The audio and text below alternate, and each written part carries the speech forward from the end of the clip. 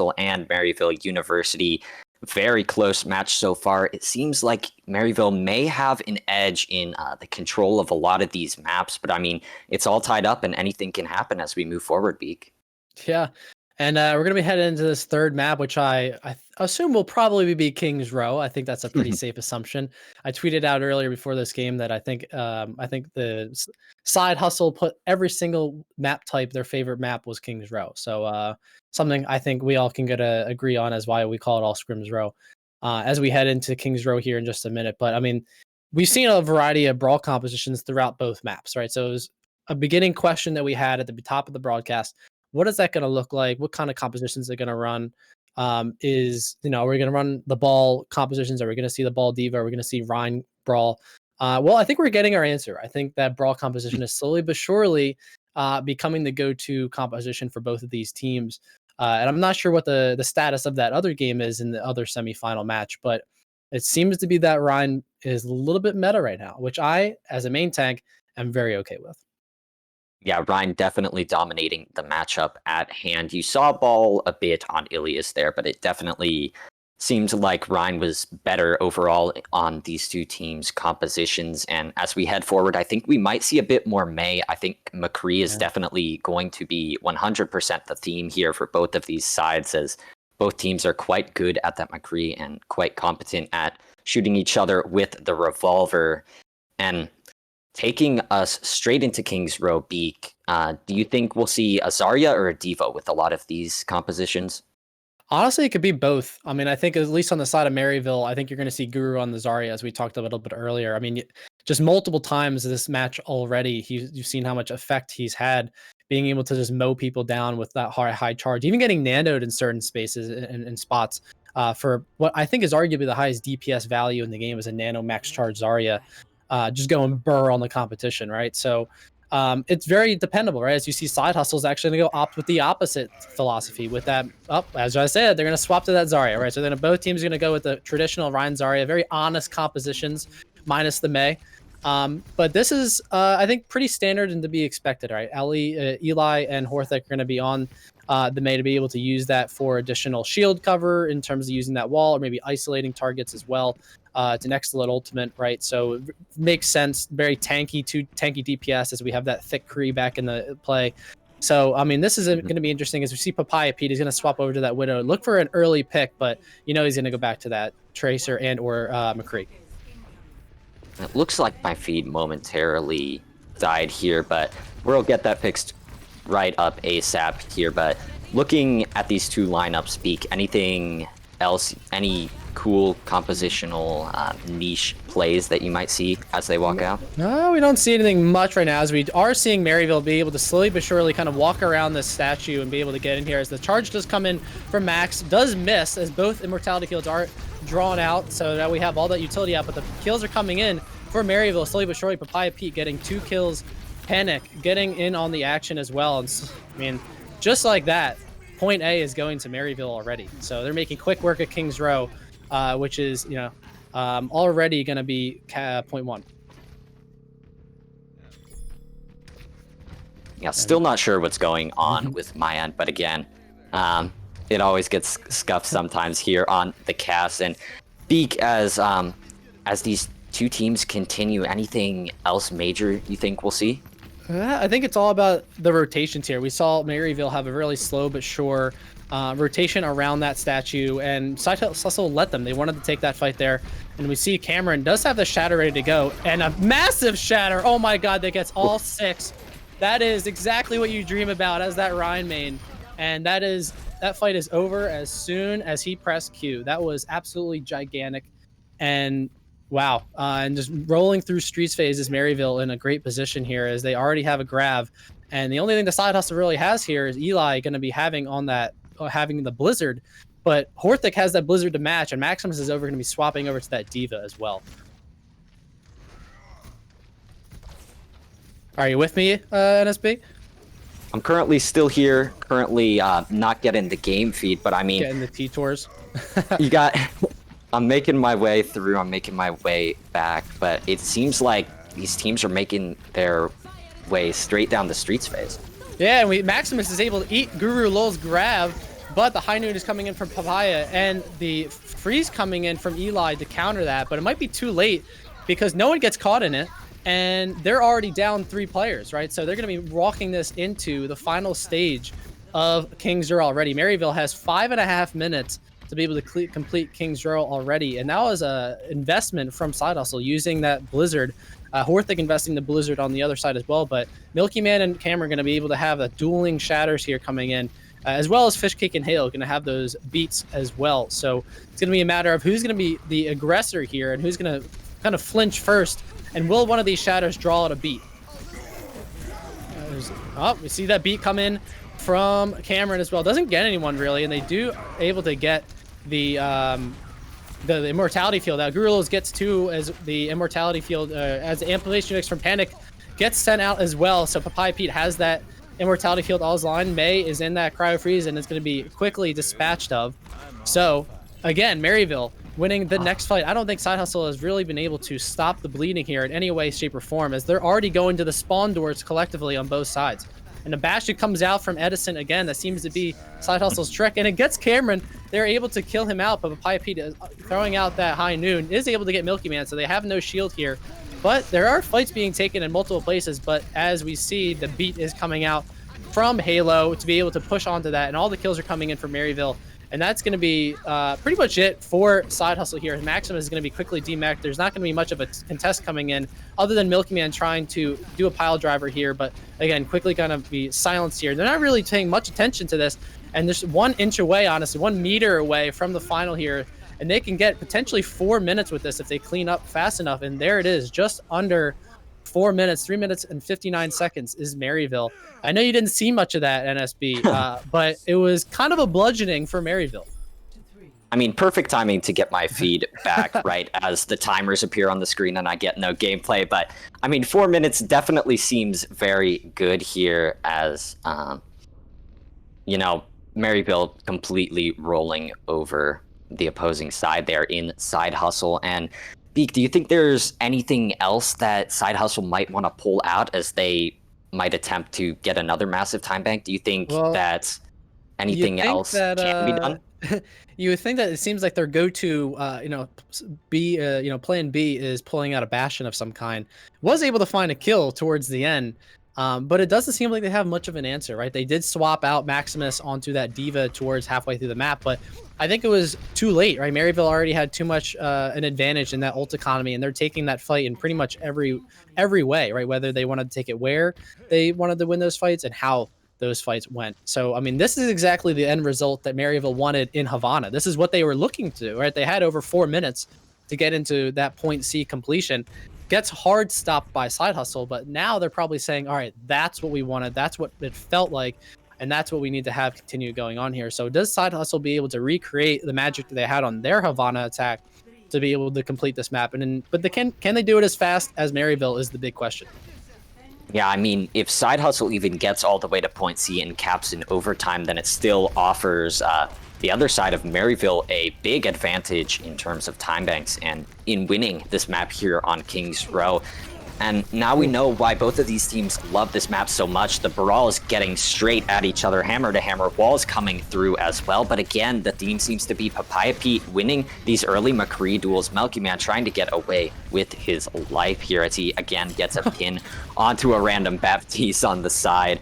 It looks like he will survive, but Eli won't fare so well. Yeah, and what's important is Maryville has to back up because their Baptiste was killed pretty early on in that fight, and that's why we see Side Hustle taking so much value from here, just pushing them into that hotel.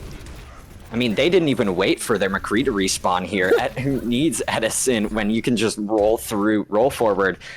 And Panic, you can see how much that him dying late there affected Maryville as he's behind in the amplification matrix charge, and definitely Maryville would want that, as it looks like it's going to be pretty easy for the attacking side of Side Hustle to get through. They're not wasting time yet again. They drop in the amplification matrix, the fire strike. They even wall it off on their own side for good measure here. Just again waiting this out, but now it's Maryville's turn to engage, and Papaya Pete again with an early pick. Milky Man tries to counter it back with the charge, but I mean, Papaya Pete rolling through everyone on the Cowboy. Yeah, and honestly, he's just clicking heads, but it's really more importantly, the rest of the Maryville unit just absolutely just pressing W into everyone. Like, I mean, they're going into the spawn of the first point. I mean, they fear no man, fear no woman in terms of, you know, how much aggression they want to have here, and it's showing, right? They have all the ultimate advantage here. Grabs up for both of these teams with no beat to really counteract them. Horthic does have that Blizzard ready to go, so a little bit of progress for Side Hustle here. They are going to be backing up just a bit to be able to collect the rest of the 6-man squad. Guru, look at him on the top high ground here. Do they know where he is? And I don't think they do. They haven't scouted him out yet completely. I think it's going to be an early grab. You see the early amplification matrix as well. Tons of damage poured in here as Eli's going to have to freeze himself up for the moment. He doesn't have the chance to drop in the Blizzard yet, but here it comes. He's going to freeze up Cameron, get rid of the main tank there, so no Rhines in this duel. Both sound barriers being committed as well, so an ult Fiesta here on the cart, but it looks like it will stay rolling. And do you see a little bit of a split coming out? Papaya and Halo Complete are going to be trying to take them out from behind. It was devastating in that previous fight as we see the cart continue to move towards the end of B. Is that Halo beated just as Cameron was dying, right? So just even a split second before, that main tank would have stayed alive. It's always nice when your Lucio is able to get that beat off in time. Nevertheless, Side Hustle is going to be able to complete this in time. So now they have 5 minutes to be able to complete this point, and they're matching Maryville, you know, punch for punch here in this Kings Row brawl.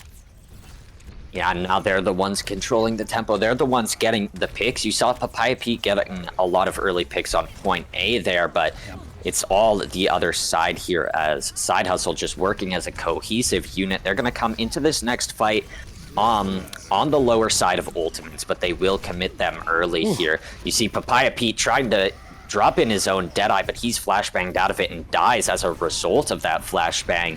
The rest of Side Hustle again collapsing on top of those remaining members, and I mean they're walking it in with the same time bank, like you said. If not slightly better, right? Depending on who can test here, and they have a lot of ultimates to be able to negate Maryville coming out. Cameron does have a shatter, maybe he can do something with it, but this has to be a miracle one if he's going to pull it off, and Milky knows this is coming.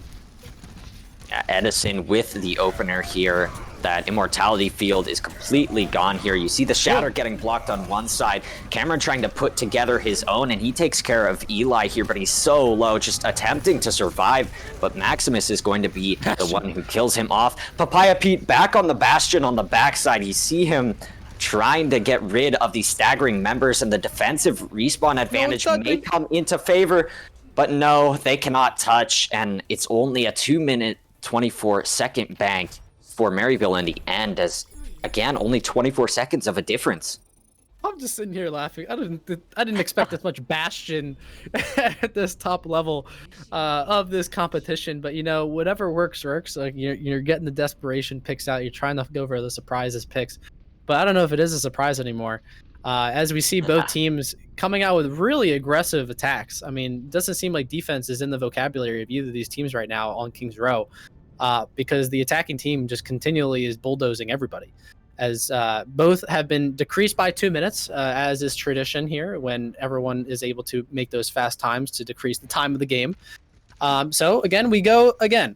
Is Side Hustle going to be on this attack? Maryville is going to be trying to be on more of that proactive defense here. Honestly, I think that Maryville can hold a lot longer on this point A, so long as Panic doesn't get picked off early again in that mid-brawl, right? That's honestly why they had to back up and why Side Hustle was able to make the aggressive push there onto Maryville in the end, into that hotel range. But it all depends on how they go in this first fight. If they can cut anyone off with Horthic's wall, it all comes down to this. Yeah, and in these overtime rounds, it's all about team cohesion. It's about which team can stay together and not get too scrappy here, because they will be picked apart if they do get scrappy. Looks like Maryville will take the defensive angle around the statue here, just defending the mini health pack there, as Fishcake taking a ride around the statue, takes the duel with Halo, but that's quickly abandoned here as both of those Lucios want to be more with their team. You're going to see the wall coming out early from both sides actually here, as the Rhines are frozen up and bubbled in turn. You see Immortality Fields coming in and getting absolutely demolished here, as Fishcake demolished again by Papaya Pete with these early picks.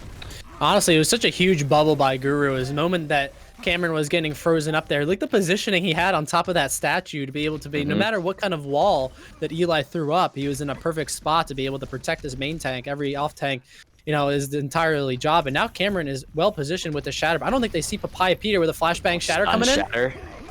Yeah. Oh, but he gets stunned up. The shatter comes in anyways, and it's a complete rampage by Maryville University. They've burned down this time bank 1 minute already, beyond 1 minute in fact, and now they're looking to set up for an overtime fight, which could mean a full hold here for the defense. And another huge bubble to keep Papaya Pete alive as with that flank. Even with the scout from Side Hustle, he's able to get that bubble on him, and the shatter coming out from Cameron was just devastating.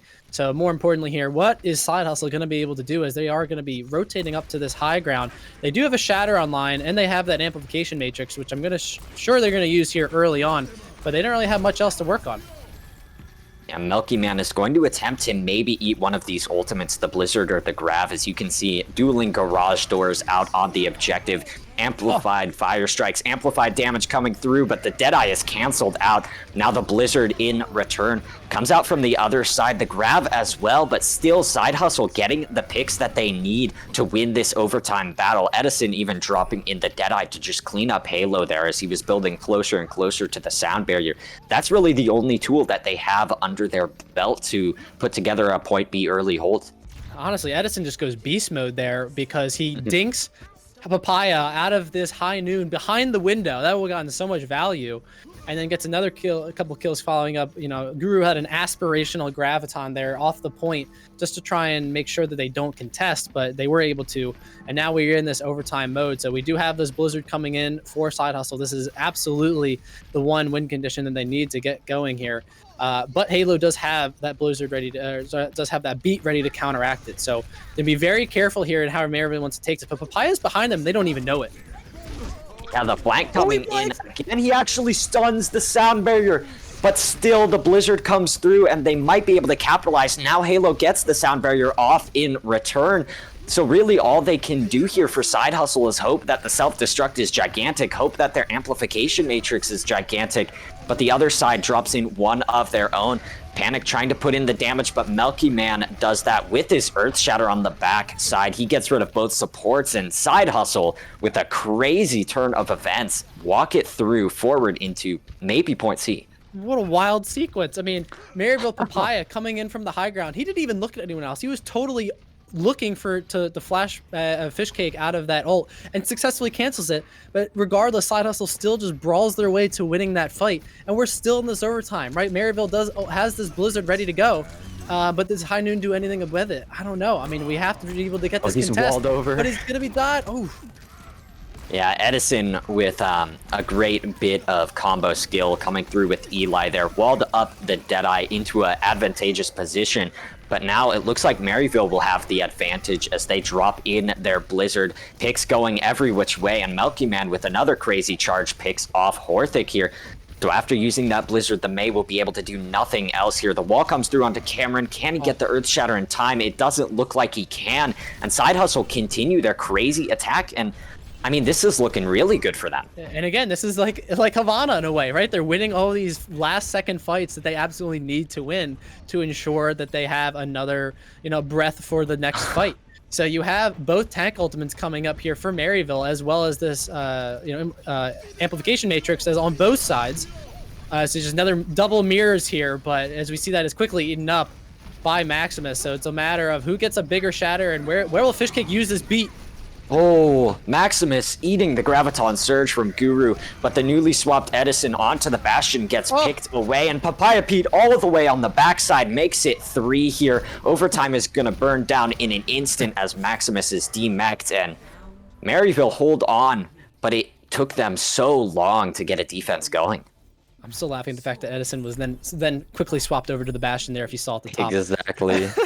As is tradition, it seems. But Papaya Pete just flanking pretty much every fight. And honestly, that's huge value if you can get kills with it, especially in this overtime, because you're so focused on the fight on the point that you're not paying attention to where that McCree might be. And, he's trying to get that value with that High Noon gets too. But more importantly, like you said, that eat by Maximus was massive, only to get negated by the rest of the ultimates by Maryville. And that shatter coming in from Cameron didn't even get Fish Cake on the ground as well, so they weren't even able to use that beat and using or the immortality field really to get much value out of that either. So I mean, just a great sequence of events there from Maryville to hold that there at that corner on point C. But Side Hustle, great attack again on for what most of the time was entirely overtime push. Yeah, we've seen so many crazy micro plays coming out. There was the stun out of Fish Cake's Sand Barrier. There was the Graviton Surge eat that Maximus just did right before our eyes. But it seems like this game is all about momentum. It doesn't matter who eats an enemy ultimate. It doesn't matter who gets a nice flashbang. It's all about controlling your pace here on this map. It looks like Papaya Pete will open things up with the Widowmaker. He's just going to shoot into a very large D.Va mech, so nothing gained there. He will swap back onto the McCree, so definitely more of a conventional pick as Guru looking for some early charge, maybe looking to bait out Eli's wall.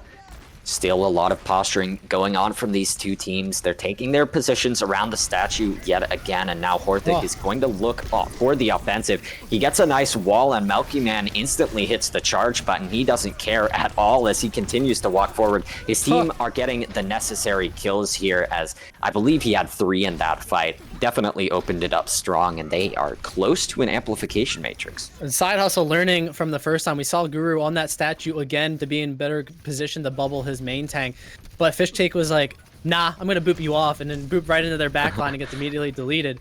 So they are learning over the time here to be able to deal with what Maryville is throwing out, and that early kill from that fire strike is what really held things up. That's a great wall onto Cameron.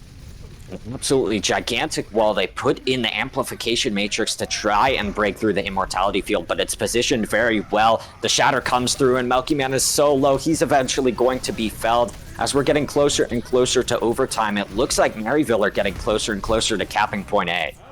That was a nice little right click by Guru. Yeah, it's going to be another point A completion by Maryville here. Guru is going to be coming up on that Graviton Surge, which is going to be so important on this next fight. But I mean, Side Hustle has plenty of work to work with here as well, right? So it's going to be a competition. Cameron did use that shatter, got a good amount of effect with it. Milky can come out here, and if they are able to get a freeze on the Cameron, that's a fight over for Side Hustle, right? I mean, because then he won't be able to have that shield. But Papaya Pete on that flank again. It's like he's playing Valorant, but they are getting a peek there as well. Maximus is akin to it. Oh no. Here comes Maximus. He's going to eat up everything that Papaya Pete tries to throw in. The shatter is blocked on the front side, but I mean, the momentum, again, if we think about which way the momentum is currently going, it's definitely in favor of the defensive side of Side Hustle. And they are going to pick up another fight win and force it into an overtime battle here, but a lot of ults ready to go. Yeah, and this is bad for Maryville because they're going to get stunned out, or it might be stalled out here, and they got to get the point here as Halo is able to touch, but he's going to die early, and he almost has beat. Oh, yeah, no sound barrier ready to go for the attacking side, but right as that defense matrix expires, Papaya Pete is going to get one. Edison trades it back on the other side with his Deadeye, but more importantly, the Blizzard amplification matrix and the Grav coming through from the attack, and that's going to push them forward. But I mean, how long can they continue this attack? It seemed a bit more staggered than Side Hustle's. It does seem like they are in a good position for this next fight, even with that sacrificial Halo touch. Did work out in the end very well, as they are able to have this beat coming into this next fight to be aggressive if they want to be, or they can just prepare for the worst in case they need to have a tempo beat to be able to continue to win that fight. But they do have a shatter coming in, right? So Milky Man isn't up to that shatter yet as well, but Cameron is ready to go here. So it's all a matter of how much damage they take from this amplification matrix. A nice flashbang to stop up a lot of the damage coming through said amplification matrix, and the beat also stops a lot there. You're seeing shatters coming out from both sides, not really landing too much. Same goes for Maximus's self-destruct here, as again the McCrees are taking their duels and winning them with the enemy tanks. Now it's going to boil down to one of these very scrappy fights. You can see Maximus is controlling the space quite well, as there's not really any tanks left for the attack inside of Maryville, but that doesn't even matter. Papaya Pete, he doesn't need a Fan the Hammer to take care of Side Hustle, and he is going to single-handedly bring his team back into another fight and all the way to C. Just clutch after clutch after clutch from both of these teams. When you think it's over, just absolute chaos on both of those fights. You know, both Ryan's trying to get something with their shatter, being, you know, blocked by frame perfect shields there. Just absolutely great. Both both Mays have this Blizzard ready to go, but no support ults really other than this window. And Edison's going to be looking for something with this window, with this high noon. Doesn't get anything, but that Immortality Field already out. Yeah, you could say it's Battle of the Blizzards here, Battle of the Deadeyes as well, but overtime ticks down and Maryville is unable to stay on the point. Side Hustle are going to take Kings Row, and I mean, this is getting to be a crazy series. They will take the lead 2-1, but we are definitely not done yet. Maryville still has a lot they can do to tie this up, but I mean, what an overtime battle here. We see an amazing shatter from Cameron here. And that was the one you missed. This has been crazy. That was the one shatter you missed when you were out of the cam there. But yeah, I mean, just an absolutely crazy fight between these two titans of this open division bracket in NA. I mean, I don't know which way this is going to go here, but Maryville is kind of on this back foot. One more loss and they're going back down to that losers bracket. And like you talked about at the top of the broadcast, that is a lot steeper of a climb to get back to the grand finals than what could be the express trip, the VIP pass at Disney World, so to speak, by winning this fight, by winning this match, and then one in the winners finals right after this. So, but Side Hustle just using all their ultimates to the perfect of their ability there in terms of they use that high noon to be able to draw out the immortality field, use the freeze there. They have nothing to go to kind of counteract that after the fact, and have to back up a little bit just to stay alive. But it's too much, and the overtime wick goes down and Side Hustle wins. So now it's going to be Maryville's map pick, and I'm curious to see what they roll out with. Yeah, it's definitely going to be interesting. I'm pretty sure that Maryville is not really a fan of our next map type. I believe it's going to be Assault as the next map in the series, and I'm not exactly sure but what Maryville will decide to run, what map they'll decide to go to next. I think Hanamura is definitely one of the better picks here, but what do you think would be the best for their brawl style that they are continuing to run? Hanamura is a good one. Obviously, you have that one central choke to be able to hold, especially with the May compositions that both teams seem like they're akin to today. I mean, but Volskaya is, I think, a preferable 2CP map, I think, among most of the population in the Overwatch community. I know it's kind of it's more of a lesser of two evils, right? No one ever wants to play 2CP. In fact, I'm pretty sure they didn't even put an option there in their preferred map pick for 2CP just because no one wants it. But yeah, I mean, I think Hanamura is going to be a good option for them going forward here, but it's really just how much they've scrimmed on which of these maps. Yeah, it's definitely going to be interesting. We'll see what Side Hustle decides to put out here on the other side. I think they may continue to play the D.Va here. I think the D.Va has sort of worked out better than it did for Maryville at the brief stint they did. And Beak, anything else you'd like to analyze? Anything else before we go over to Assault? No, I think it's just a matter of how is Maryville going to really respond, because they've had these opportunities, right? They're getting these great pushes on their attack, but then they're just getting stymied. So I think it's going to be a matter of how they're going to be able to respond coming back as we take a quick break before this next one. We'll see you guys later.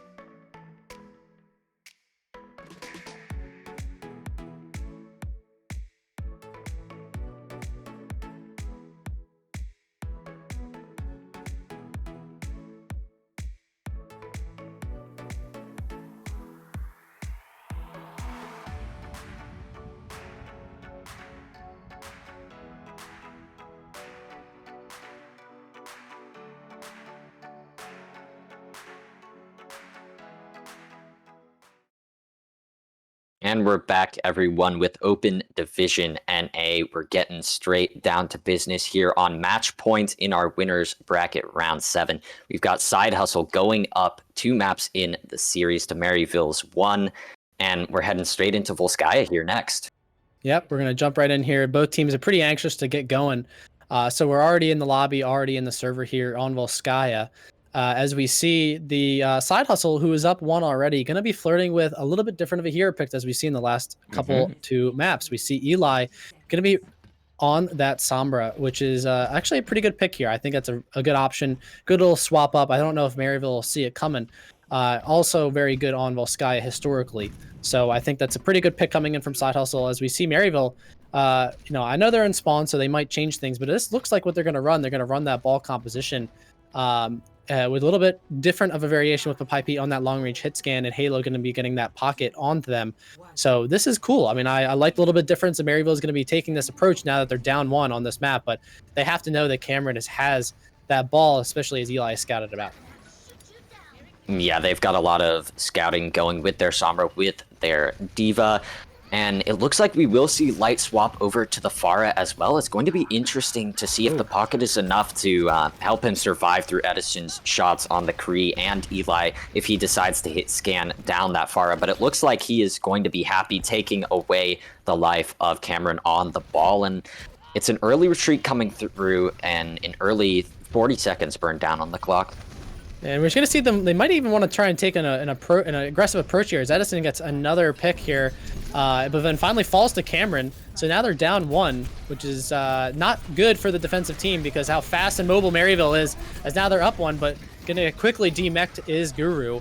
So this is kind of a chaotic fight, and then you have the Rhine kind of hiding up in that high ground. Going to try and get onto the mid. Doesn't exactly get anything, but Milky is just trying his best here.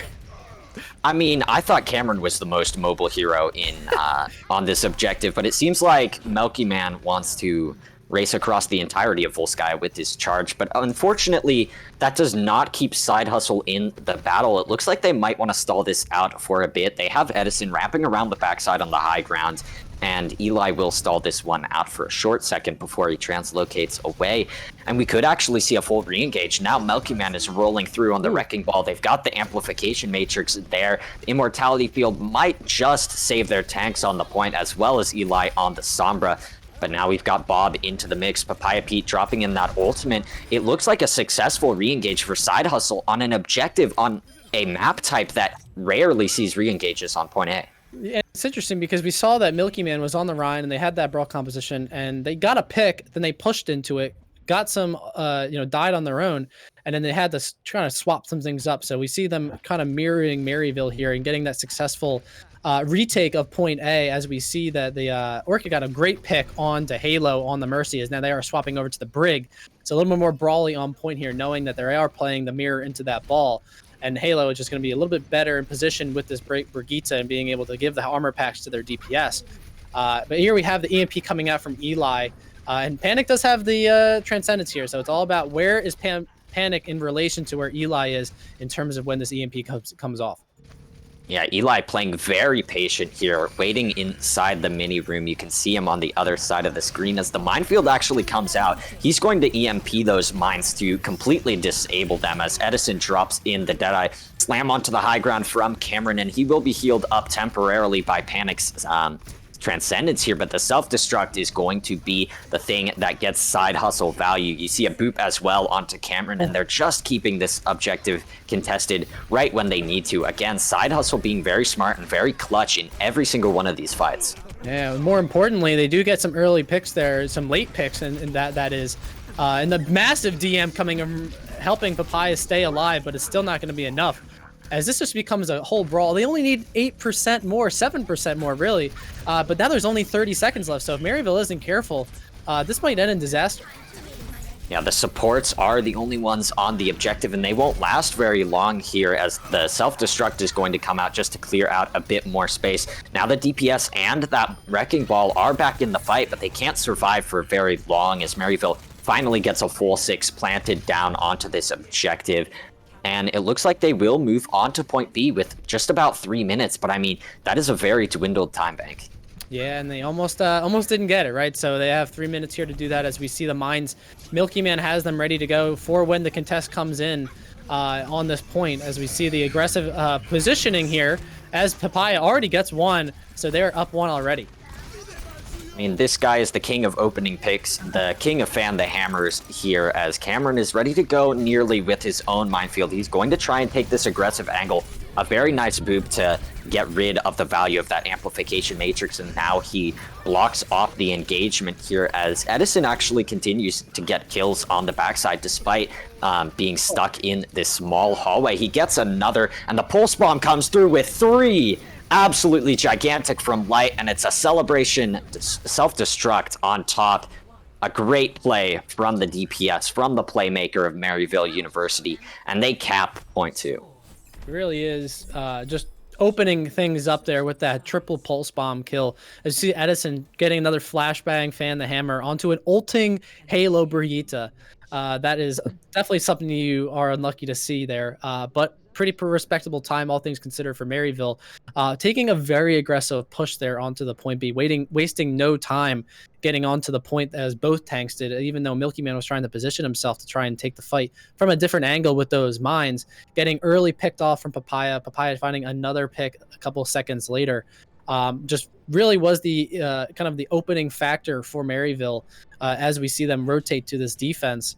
And it seems like both teams are going to want to stick with the ball composition, right? Again, from early when we talked about, this has been a composition that they have been drilling for months on end, only to find out that this, one of the most important tournaments of their year, and is going to be played a lot of Brawl. So I think it's no surprise that both teams are very comfortable to swap back to this ball composition. As we see, Eli is still going to stick with that Sombra, at least on the attack so far do we see. But Edison going to be still staying on that McCree as well. And Papaya is going to getting that pocketed Ash as well, getting that high ground here early on in the spam on the spawn doors, so trying to get that early ult charge. Yeah, the Dynamite attempting to get some early damage done, but it doesn't really find too much in terms of ult charge for Papaya Pete there, as now Side Hustle are going to try and path around this first objective. It took Maryville quite a long time to get past that first objective, and it looks like there's a fight going on at the very end of point B here, as Milky Man is all the way on the back side. I could just see him rolling around through those walls, as now Eli is going to take his position around the backside. Halo just pocketing Panic there to keep that Zenyatta alive and keep the intruders away, but it looks like Maryville are still defending this point successfully. However, Side Hustle sort of intruding on their space, intruding on their high ground, and still just waiting to make their move. And it just seems like it's just all about that jockeying for position, that Side Hustle is just trying to find a way to pincer the main core of Maryville, but it does seem like it's going to be working out, because Papaya already finding the main tank, Milky Man. As you can see, he was already in point B, just trying to stay alive. But when you're scouting the main tank as well as that Tracer, at pretty much every way, they can't be able to engage when they're already taking that much poke. But it seems like all the kills are coming in from Maryville here. I mean, Papaya Pete has just been popping off in the meantime while we talk about these fights going on in the different corners. He is just raining damage down from the right side high ground here. He has the Bob ready to go. They also have the Valkyrie to commit early in this engagement. And I think it's going to be tough for Side Hustle to get in here, even with the Transcendence. Yeah, and they do have Assault Ultimates to work with, right? They do have that High Noon to be able to make some space. They do have that Transcendence coming in.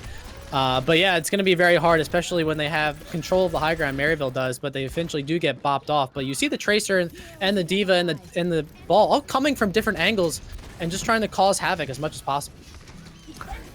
Yeah, Guru and crew here are going to have to retreat from the top side. Edison drops in the Deadeye and gets rid of 2 here. Doesn't need the ultimate to land all of his headshots as he takes down the Valkyrie Mercy. Bob is knocked off of the objective here, so Papaya Pete won't have his helper trying to defend this objective, as Guru is really the only one left here. The rest of his team is going to fall around him, and he does himself.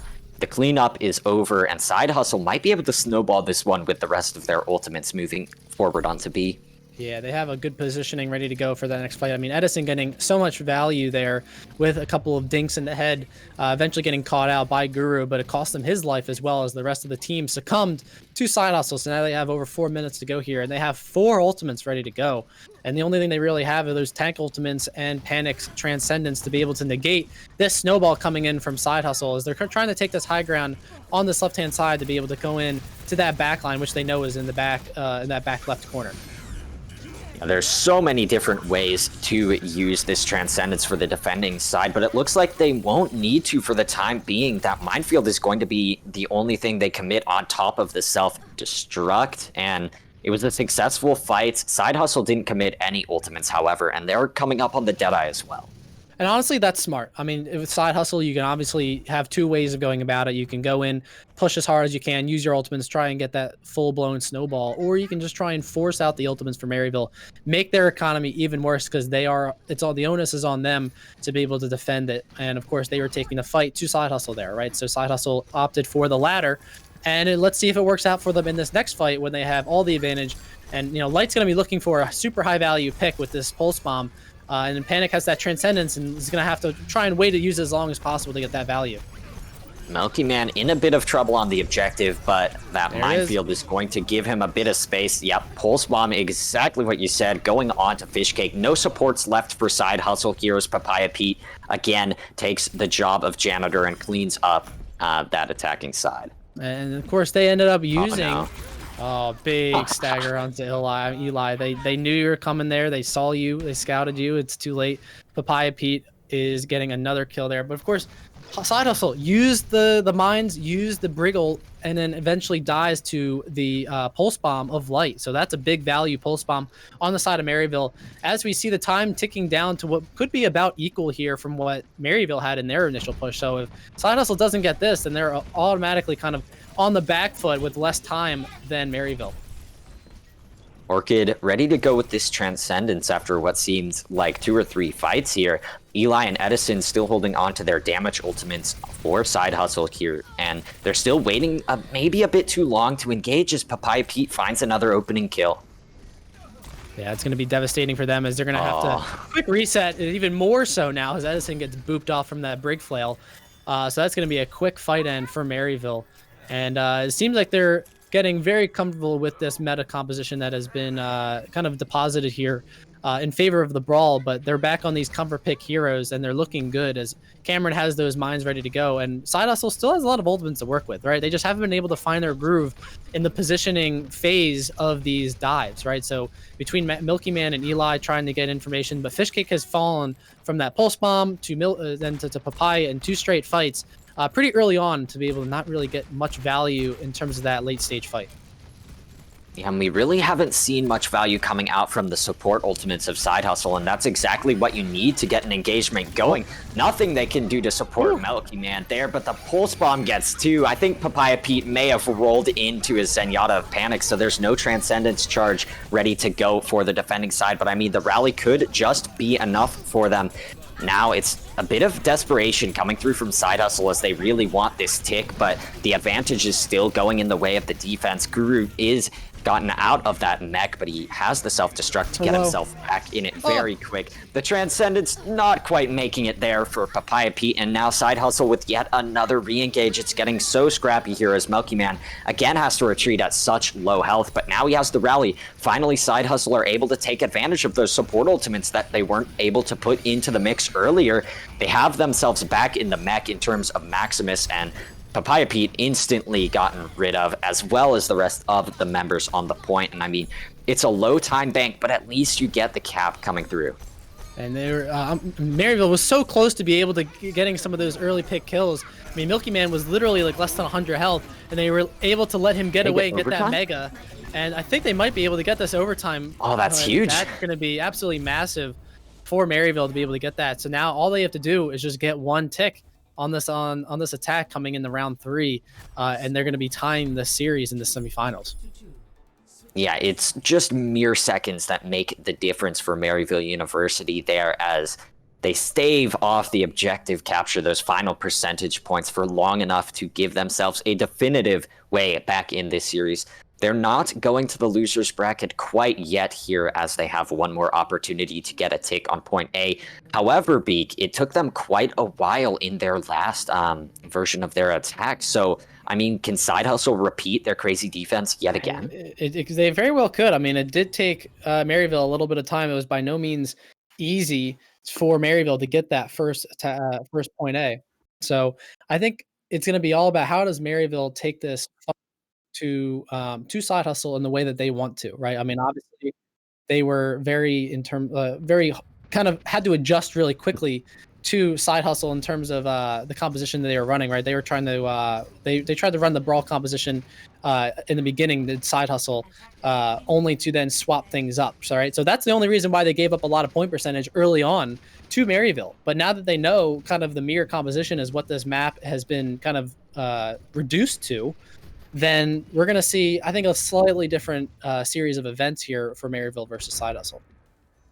Yeah, exactly. And you guys may have seen a quick pause on your screen, but that is solved very quickly. The players are ready to go yet again. It may have just been a misclick or a short connection issue, but we are back into the match and we are ready to go with Side Hustle attempting to force this one into a draw. It looks like their tanks are actually positioning in quite a different way than we've seen on these previous defenses from both sides. Edison is on the Ash now, and again, it looks like we're going to see a split off fight near objective B here on the backside, but it looks like Side Hustle will win said split fight, and they may be able to cut off Light here in the stairwell, but it looks like they are going to just keep it slow for now. And this is a great start for Side Hustles. They're able to find that early pick on camera, and even if they are able to come back relatively fast, I mean, whoever dies from Side Hustle means twice as much as who comes from Maryville because of those spawn advantages in this 2CP type of map. So Side Hustle has to be very careful about where they pick and choose their battles, as Milky Man is able to demag Guru, and that's a great start for this next fight. Yeah, like you said, an absolutely amazing start here as Eli's looking to chase down Cameron, but he makes it back to his Mercy alive and well. Now the momentum may shift into Maryville's favor as they have this Pulse Bomb ready to go. They're going to look for a stick, but Panic doesn't even need the Pulse Bomb. He doesn't need to wait for that engagement, as it seems like Light doesn't need the Pulse as well here. Both of them coming through. One Mercy gone after they get the res in terms of Fish Cake. Eli is gone off the objective, and that's really all the stalls that Side Hustle can do. They do have Bob here just for a few seconds as he's actually booped off the point. Can they hold this for much longer? I don't think so, Beak. I don't think so either. I mean, I'm still talking about that flick by Light onto the resing Mercy was absolutely disgusting, and that's really what opened things up along with that kill onto the Zenyatta. So, I mean, just when you have half of your team getting down in that high ground, it was only a matter of time till the fight gets taken to the point and all that pressure gets put on. You have to try and contest that. Bob didn't last long, even if it did cost Gurus his mech. I think that's a small price to pay for a map win, and I'm sure he would agree. So here's that triple kill by Light, just taking it to Side Hustle in this map as Tracer. So, I mean, it's all tied up here. We're going into a map 5. I couldn't ask for anything more between these two teams. I mean, this is a great show of why these two teams have gotten this far in the winner's bracket. And in this next map, we're going to see a great show of who moves even further in the winner's bracket into the winner's finals even.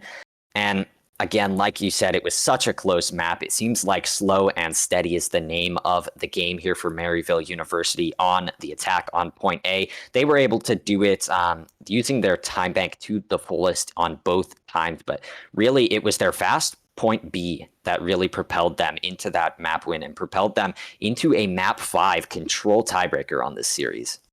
And I think what's interesting is that what will we see coming into this final map, right? I know we're going to go into its control here, so it might be a mix of things. But we saw a lot of brawl early on.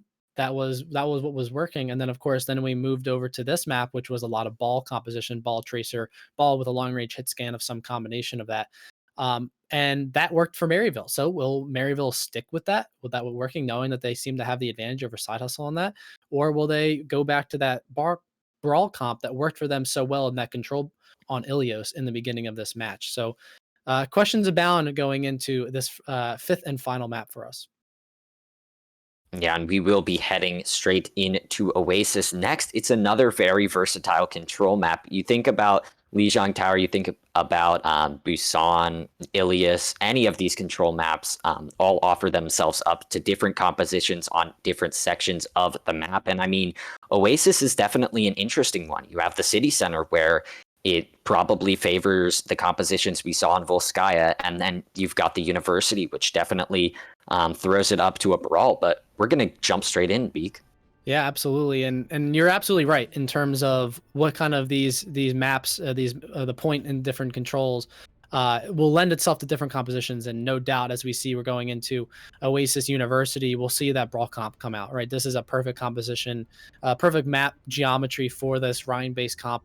And we will see both of these teams go at it head to head again. Light is going to go back on the Doomfist. It seems to be a series favorite for him in this match. And Eli is going to stick with that May. So we'll see what happens when here, the difference between that May and Doomfist pick, because once Doomfist has no use of his abilities, then it's going to be all advantage side hustle. Yeah, Maryville wants to get each of these fights done quick. They want to walk in and walk out in just a matter of seconds, and they want Side Hustle to be dead after they do walk out. But it's an early immortality field, so the advantage going the way of Maryville here, as it's going to be Side Hustle wrapping all the way around the back edge. Halo looking for some early displacement boops here, but it's again going to be Papaya Pete fanning the hammer, 6-shootering his way to the first objective capture. And I mean, Maryville seems very comfortable on these control maps, and that could fare very well for them in this final map of the series. For sure. And Light, I think, is making a good gamble here with this Doomfist pick, because as long as you go for that backline between Fishcake and Orchid on the BAP and the Lucio, I mean, especially Baptiste is a prime target to go. There's no CC abilities on the side of Side Hustle to really negate that. And as you see, Edison is on the McCree now. So that's really going to be the swap, I think, for the counteract Light, right? How else are you going to be able to negate him going in that backline and causing havoc as that immortality, or as the amplification space comes out from Side Hustle? Yeah, Cameron's standing in front of that one for a short period of time, but he's going to have to retreat back through it, and now the pin comes in. Another very aggressive one from Melky Man. Can he make value out of it? We shall see here, as it looks like Cameron does fall down, but Melky Man traded back right after the Meteor Strike landing down, and now Light has all of his cooldowns back. He's going to be able to take care of Maximus, punches away Eli here, and Maryville get past 50% without any contest coming through. And we see now that we have Guru is going to have that grab ready to go yet again. Now it's going to matter, will Maximus get his eat count up to 3 in this match here on Guru, as he has his grab, or his ultimate ready to go. Is an early high noon coming in. Ooh, big boop though. Oh, what a stun. Edison, being brave, jumping straight into the mix there in front of the Deadeye and stunning him out. But Light, speaking of getting stunned, he is going to get sent back to spawn here. It's another early immortality field, but the sound barrier is going to save them from the grab momentarily here. Guru gets one, but he's going to have to fall back into the hallway, where it's definitely not very safe for him, and Eli continues to run rampant. However, Maryville had built up so much percentage before they lost this fight that it's still going to be in their favor as the cap comes through on the other side. Halo has a beat. Yeah, he's going to use this to tempo push. They think they can win this. Maryville, I mean, it has one fight left to go to win this map. Oh, they're going to back up now. They use that Halo beat proactively, thinking that they're going to press W into them, but they realized they didn't have enough people, enough manpower to be able to compete with Side Hustle, and they're going to have to reset and go again, as we see both DPS ults are going to be coming online and that amplification matrix ready to go for Panic. Here comes the Deadeye, this time for Side Hustle, and this time it gets a pick, but it's traded back in turn by Papaya Pete onto Side Hustle's own Lucio. Light somehow punches one of the least knockback dealing characters out off of the side here as Melky Man goes into the drink, but Eli continuing to get value here. I don't know why Light used that ultimate there. It was very ambitious. I think he might switch, but no, he's going to stay on that. So I think he was just going to go for some value on the Baptiste, gets flashbanged and gets immediately deleted, as that both amplification matrix go out, but by Pete finding another kill. Oh, the shatter coming through, but it's going to be instantly pinned out of here, as Melky Man cannot capitalize too much. But speaking of pins, he goes again way deep into the mix. He's going to take the rest of Maryville on a ride around the mega health pack there. But it looks like the kills are going in red this time, and Maryville finally, after a bit of weird ultimate usage, will capture this objective, and overtime is just a few seconds away. Fishcake is making his way around the backside, but it's going to be Eli who's the first to touch. Eli nearly ready to go with that pulse bomb. The pin into the grav comes through, but for now, it looks like Milky Man will be safe. He will block the shatter as well. Re-engage coming through as Edison and Papaya Pete again trade these kills. Halo is going to be the one getting rid of that McCree, though, as Edison does fall. Side Hustle continuing to build up this percentage as now they pour in even more ultimates. Finally, I think it's going their way, and they can get back control. I know, it still just seems like both sides going back and forth. Light getting an early kill there as the amplification matrix from Panic does get thrown out as well. Just trying to find kills, but they're not going to LOS that's for sure, as Maximus, the only one standing on point here. Building up that percentage slowly but surely, as this is entering final fight territory for for Side Hustle now, right? And they have some ultimates too.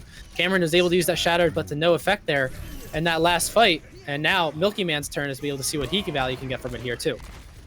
Shield going down very low early there due to the Deadeye of Papaya Pete, but Halo with another rogue boop coming through. He gets rid of Edison, who is farming up to the Deadeye himself. Now there's a battle on the backside. Guru gets rid of Eli on the Tracer as these Lucios continue to make crazy Reddit plays, but it looks like those will last no longer as Fishcake is felled as well.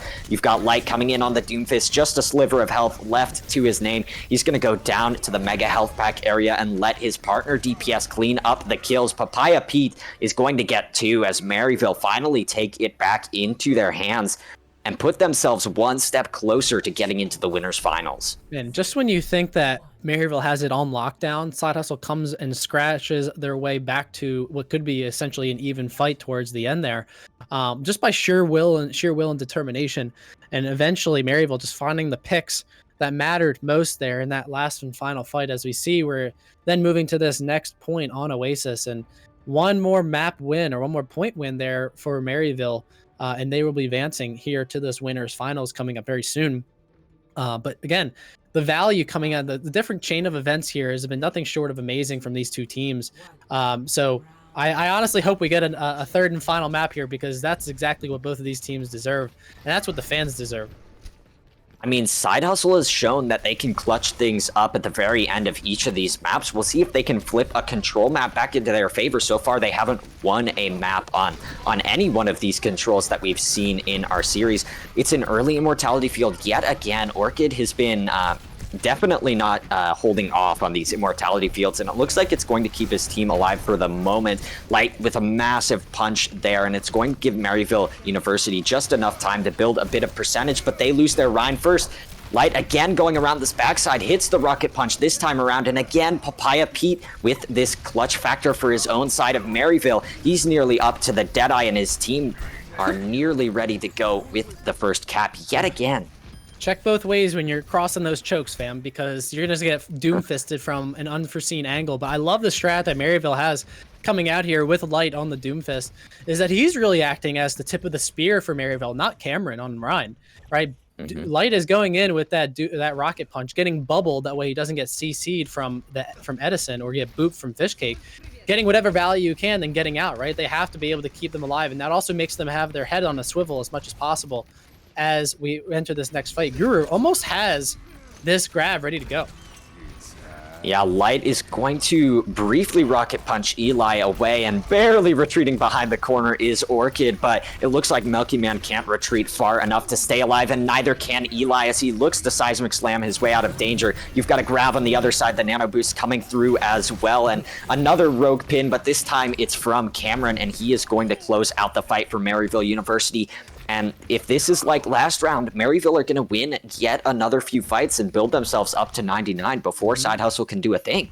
Yeah, and they have the ults to be able to cycle them. As we see, Eli has tried to mirror Light on that Doomfist. They're seeing exactly what they want to do. And Maximus then swapped over to that Zarya as well. So a little bit even here on ult charge, even if Guru getting that grab early on. But Cameron has that Shatter ready to go. Papaya, another early pick. It's just so devastating for Side Hustle in terms of this point percentage, but that B getting invested to be able to trade them out.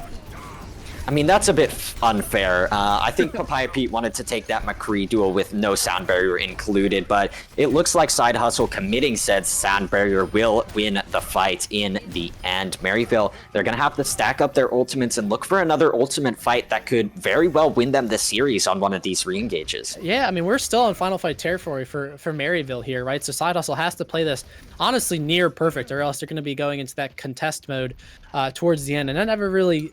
That's not the odds you want, right? Within the last map of the last match in this winner's bracket. So as we head into this, Orchid does have this have this amplification matrix for this high ground, which can be very effective depending on where they want to use it. Milky Man is a bit alone on the low ground, but it doesn't look like Maryville will be pushing quite yet. And I mean, we're seeing Papaya Pete again around the backside, a stalemate of punches coming from the Doomfist. But again, it looks like Side Hustle will interrupt the 1v1s here, and Fishcake will get the kill. Many of their players falling low, though, and this Immortality field only lasts so long. The anti-grenade coming through as well, so Milky Man and crew are going to have to retreat, but they don't have any time to do so. They have to get on right now. Yep, and the point has swapped over to Maryville, so this is kind of the last second here as we see counter charge here and the grab. Oh, this is devastation. Those are the kills that could clutch this up for Maryville University. They won our last map, and they continue to have the momentum here on Oasis. It looks like 44% is all that Side Hustle will claim here. They've got Milky Man's Shatter ready to go, but I don't think he's going to make it back to touch. It seems like that will be true. And I mean, Maryville University with a crazy close to a crazy match here in the winner's bracket. Man, I mean, Side Hustle has to feel pretty bad here in terms of they had victory on hand, right? They were up 2-1 in this match, only for Maryville to come back onto Volskaya and then be able to take both control maps is really the key to this match, right? Being able to have this dominance on both controls, literally not Side Hustle not being able to get 1 point on either of those maps is what ends up being a massive difference maker in this winter semifinal. Yeah, and their teamwork proved to be the thing that led them forward to our winners final. Like you said, Beak, they were able to close it out on every single one of those rounds on control. Definitely looking more dominant on some maps than others. They barely lost out on Havana, and I think if they had won that Havana map, things would have definitely been very different, and Side Hustle wouldn't have put up so much of a fight. But I mean, They really brought themselves back in this series multiple times, but they were unable to finish it out as they went to control yet again on a map type where they seemed a bit weaker than Maryville. And that proved to be the case as, again, Maryville with a very close ending in this series. That seems to be the common theme for Maryville, as they've taken a lot of very close victories in this bracket. But I mean, they haven't lost so far, and they're on the fast track to that grand finals spot, no losers bracket included. Yeah, and now they're going to be going up to face Edgegamers in the winners bracket finals here, coming up very soon, I believe, on this exact channel. So obviously don't go anywhere because you don't want to miss that, because I think that one's going to be a banger of a game, just like this one was. But yeah, I mean, the opportunities are there for Side Hustle, and the opportunities were even there for Maryville to make this even more of a stomp than what the scoreboard even indicated, right? So just all those missed opportunities for both sides.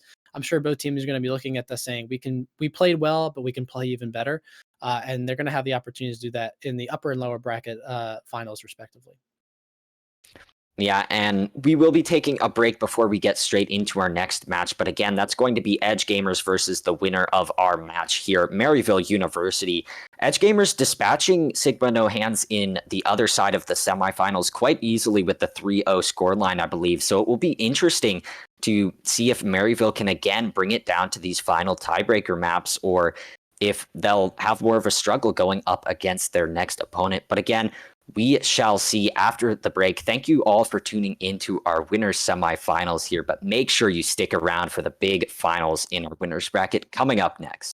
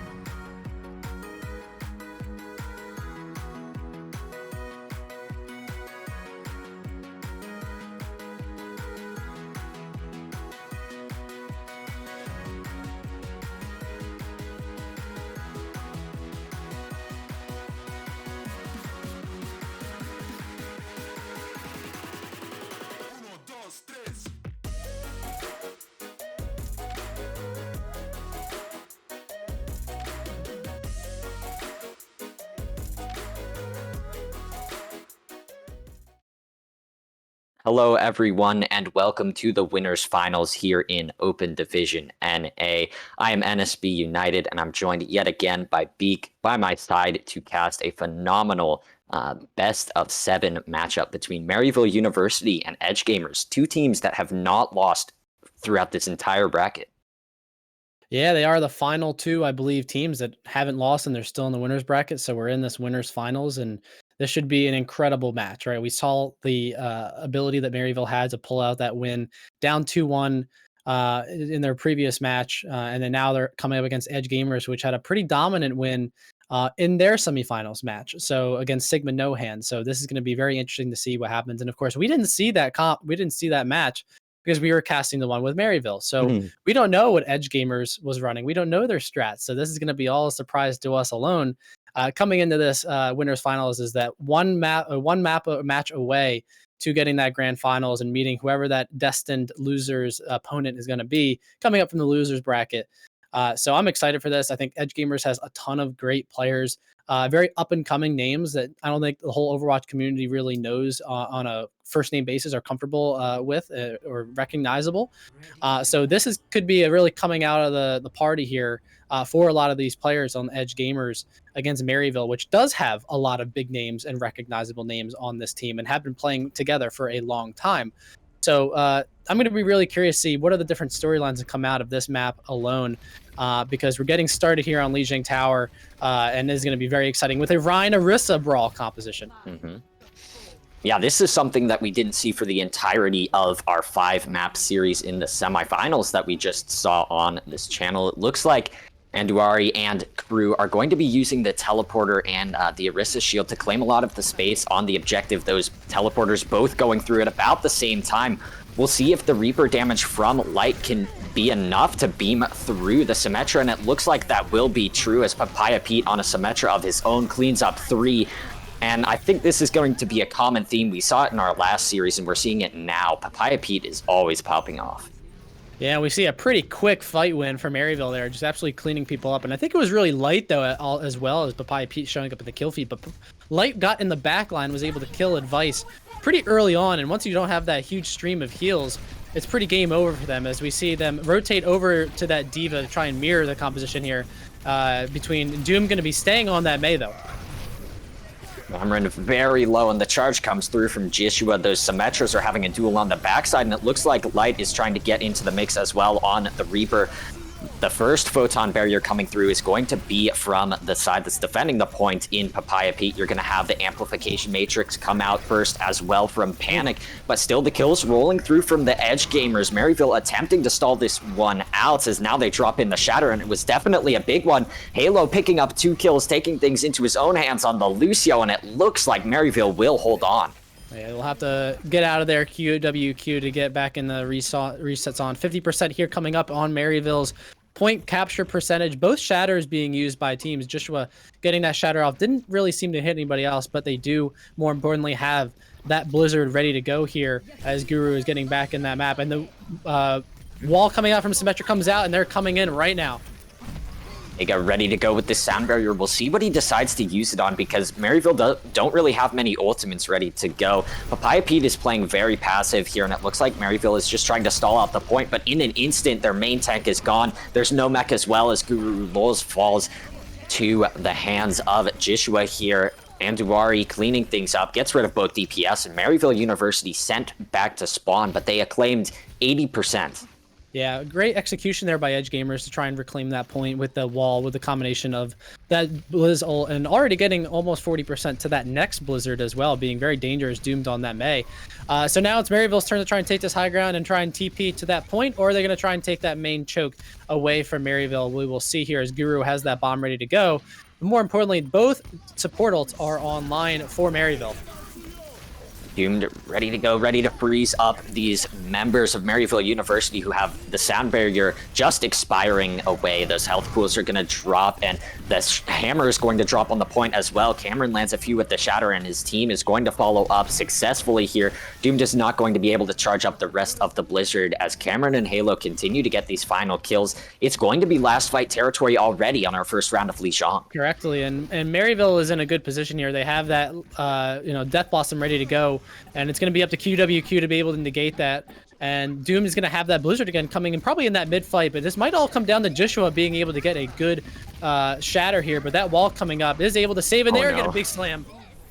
Yeah, Cameron goes down on his back. It looks like Light is going to try and stall things out with that Death Blossom, but he gets immediately hammered away. Papaya Pete, again, winning his duels on the DPS. He's definitely very good at those 1v1s, and he continues to try and get a bit of extra damage done. But the point does flip, and Edgegamers maintains control with the Amplification Matrix. We'll see how long that lasts, though, as now Maryville coming in with the full stall comp. They're almost there to the Photon Barrier, and they drop it down before Papaya Pete dies. Light now slamming in on the Doomfist, trying to punch away the stragglers here for Edgegamers, and what a comeback in this fight. It looks like Maryville will take it, and in overtime, they will close out this round. And the staggers will come in here, but I want to highlight that perfect immortality field thrown by Panic to be able to save Guru Lols when Joshua was trying to confirm that kill on the outside near Coast. Just absolutely perfect timing, and just able to kill him in that process. And again, it's just the different staggers coming in. Edgegamers trying to do their very well best to touch the point in equal and opportunity measure here, but it just won't be enough as Light is going to be cleaning this up. And it's going to go the way of Maryville in this first point of Lijiang. And we know this is going to be a long series, but Maryville showing a pretty dominant first start here, even though Edgegamers had the right idea with that Rhine and Orisa comp to begin with. Maryville just kind of took the reins from the beginning, and they have an early lead here. Yeah, Maryville definitely seeming comfortable on their brawl. Papaya Pete not really playing the sim much from what we've seen him so far, but I mean, in this series, it's a different story, and Papaya Pete is definitely doing well like our last match, except it's not on the Cowboy, it is on the Symmetra, and he's going to stay on that hero, but we see swaps from the other DPS, most namely Doomed on the Junkrat. Yeah, this is a very Junkrat heavy map. You see a lot of sim junk brawl in this type of map, and we do see Light again staying on that Doomfist brawl, which is a little bit different, but the spam from that's Junkrat is going to be so heavy, especially in these small places. It's just wild. It's such a powerful composition for this map alone. Honestly, the geography lends itself so well to it. Yeah, Light is going to try and slam in, but again, he has to use his cooldowns to get away. That Junkrat is definitely very scary with the burst damage that can be dealt by the frag grenades, by the concussion mines, and you see it coming through as the trap picks up Light, and he will be collapsed upon. Joshua and QWQ are going to claim some exit kills here and might even get a few more, as it looks like Guru might survive, but he loses Panic.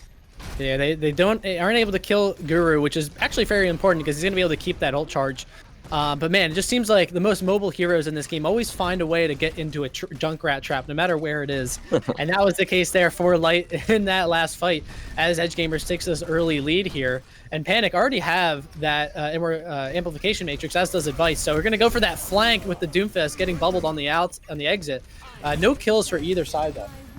Yeah, these damage players from Maryville University loving their flanks, but they're not getting as much value as they would have liked out of them so far here on the control center. You're going to see Light fall, but it's a small sacrifice as his tank line is just cleaning things up. Guru with so many nice right clicks here on the Zarya. He's going to be able to pick up Vega, the last stagger onto the point, but Edgegamers picked up the first percentage in this round, and they counted it up to 50, so it's a different game.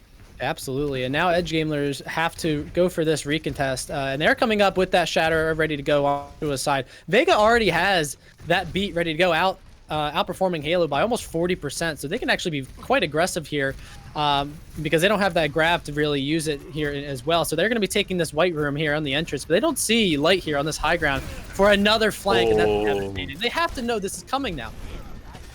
Yeah, he just charged up the rocket punch, dropped it down, and at perfect timing was able to claim the kill, and he actually takes down Anduari as well. So it's a great stagger here for Maryville University. Now they have the Space Jam combo ready to go, and they're closer on the beat charge. Absolutely. So that was a really important fight by Maryville to end that fight so quickly. So now as we're getting up to this 50%, already eclipsing that of Edgegamers, they have a lot of options as to how they want to play this. It's just a matter of scouting out what Edgegamers wants to do on their side with the wall coming in. Yeah, it's an opening wall. They're coming out from Anduari on the sim. A lot of ults in response to the Graviton Surge of Guru Lulz.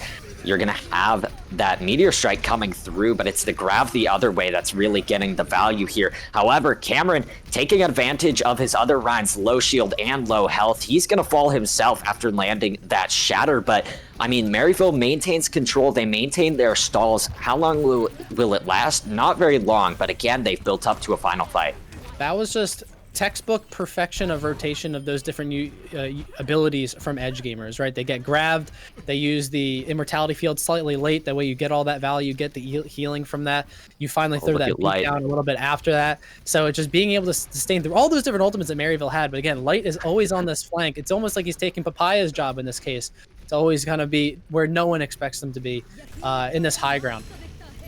He's slowly inching his way forward, closer to dropping down, but now it looks like Edgegamers will drop down onto the objective. So many ultimates used immediately by Maryville University to try and respond to the aggression of Edgegamers, but it looks like with the Riptire, with the boop there from Vega onto Panic, Edgegamers are now going to be in the position where they could win this second round. And this is perfect for Edgegamers because they invested that beat from Maryville on that last fight in that losing effort. So now when they try and come into this, other than this grab and maybe the grab, the slam from Light here coming in, they don't really have much to work with. So they are able to get that touch, but I mean, it's going to be a matter of who is able to get this grab. They almost didn't touch. Whew.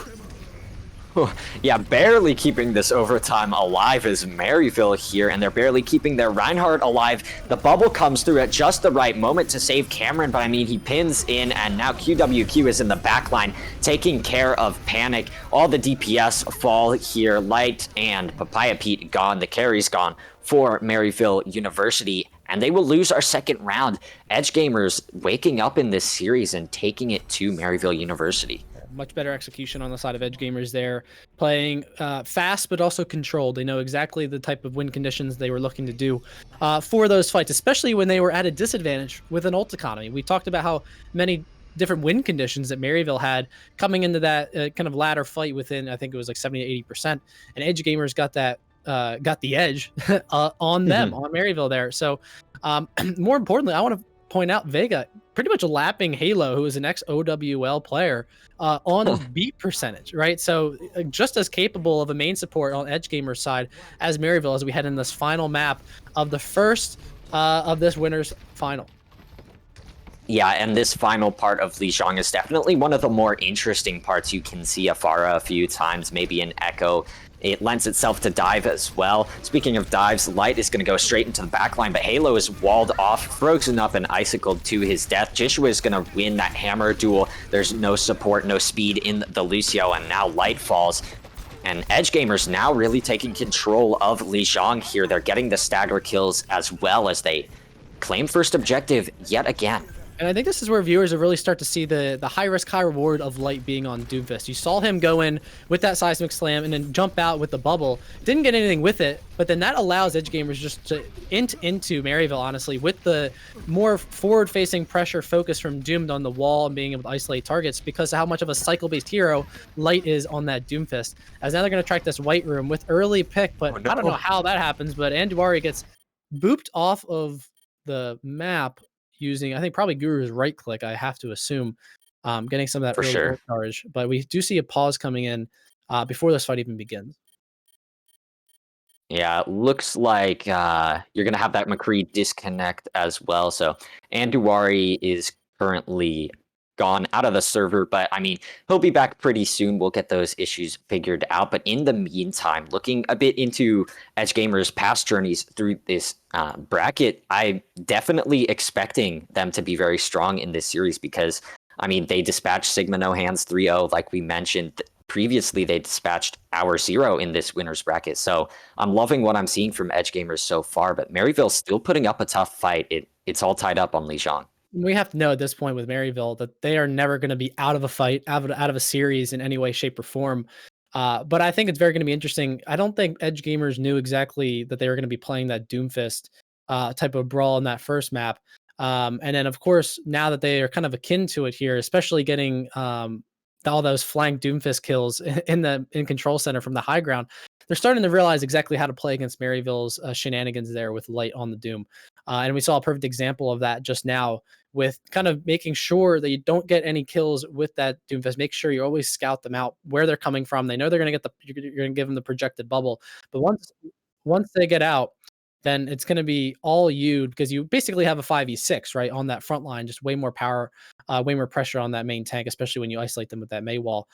So Edgegamers just has to keep this going, especially now that Maryville is going to be trying to path into from the white part of this map in Lijiang. So it's going to be really important that Doom gets a really good wall here to isolate them when they try and go through this choke.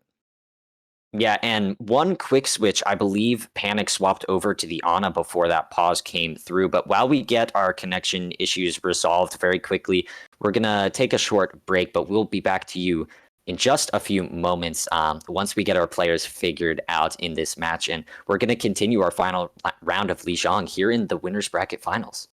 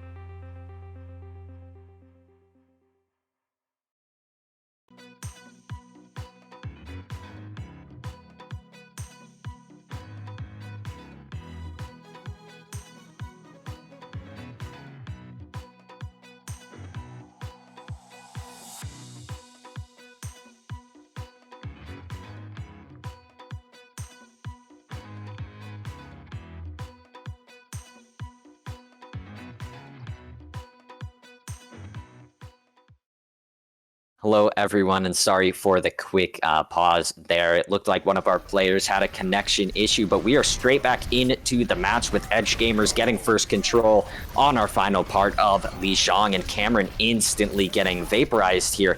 It seems like Edgegamers didn't even need a full 6 in this fight to just completely roll over, and they didn't use too many ults. They've still got the Shatter ready to go.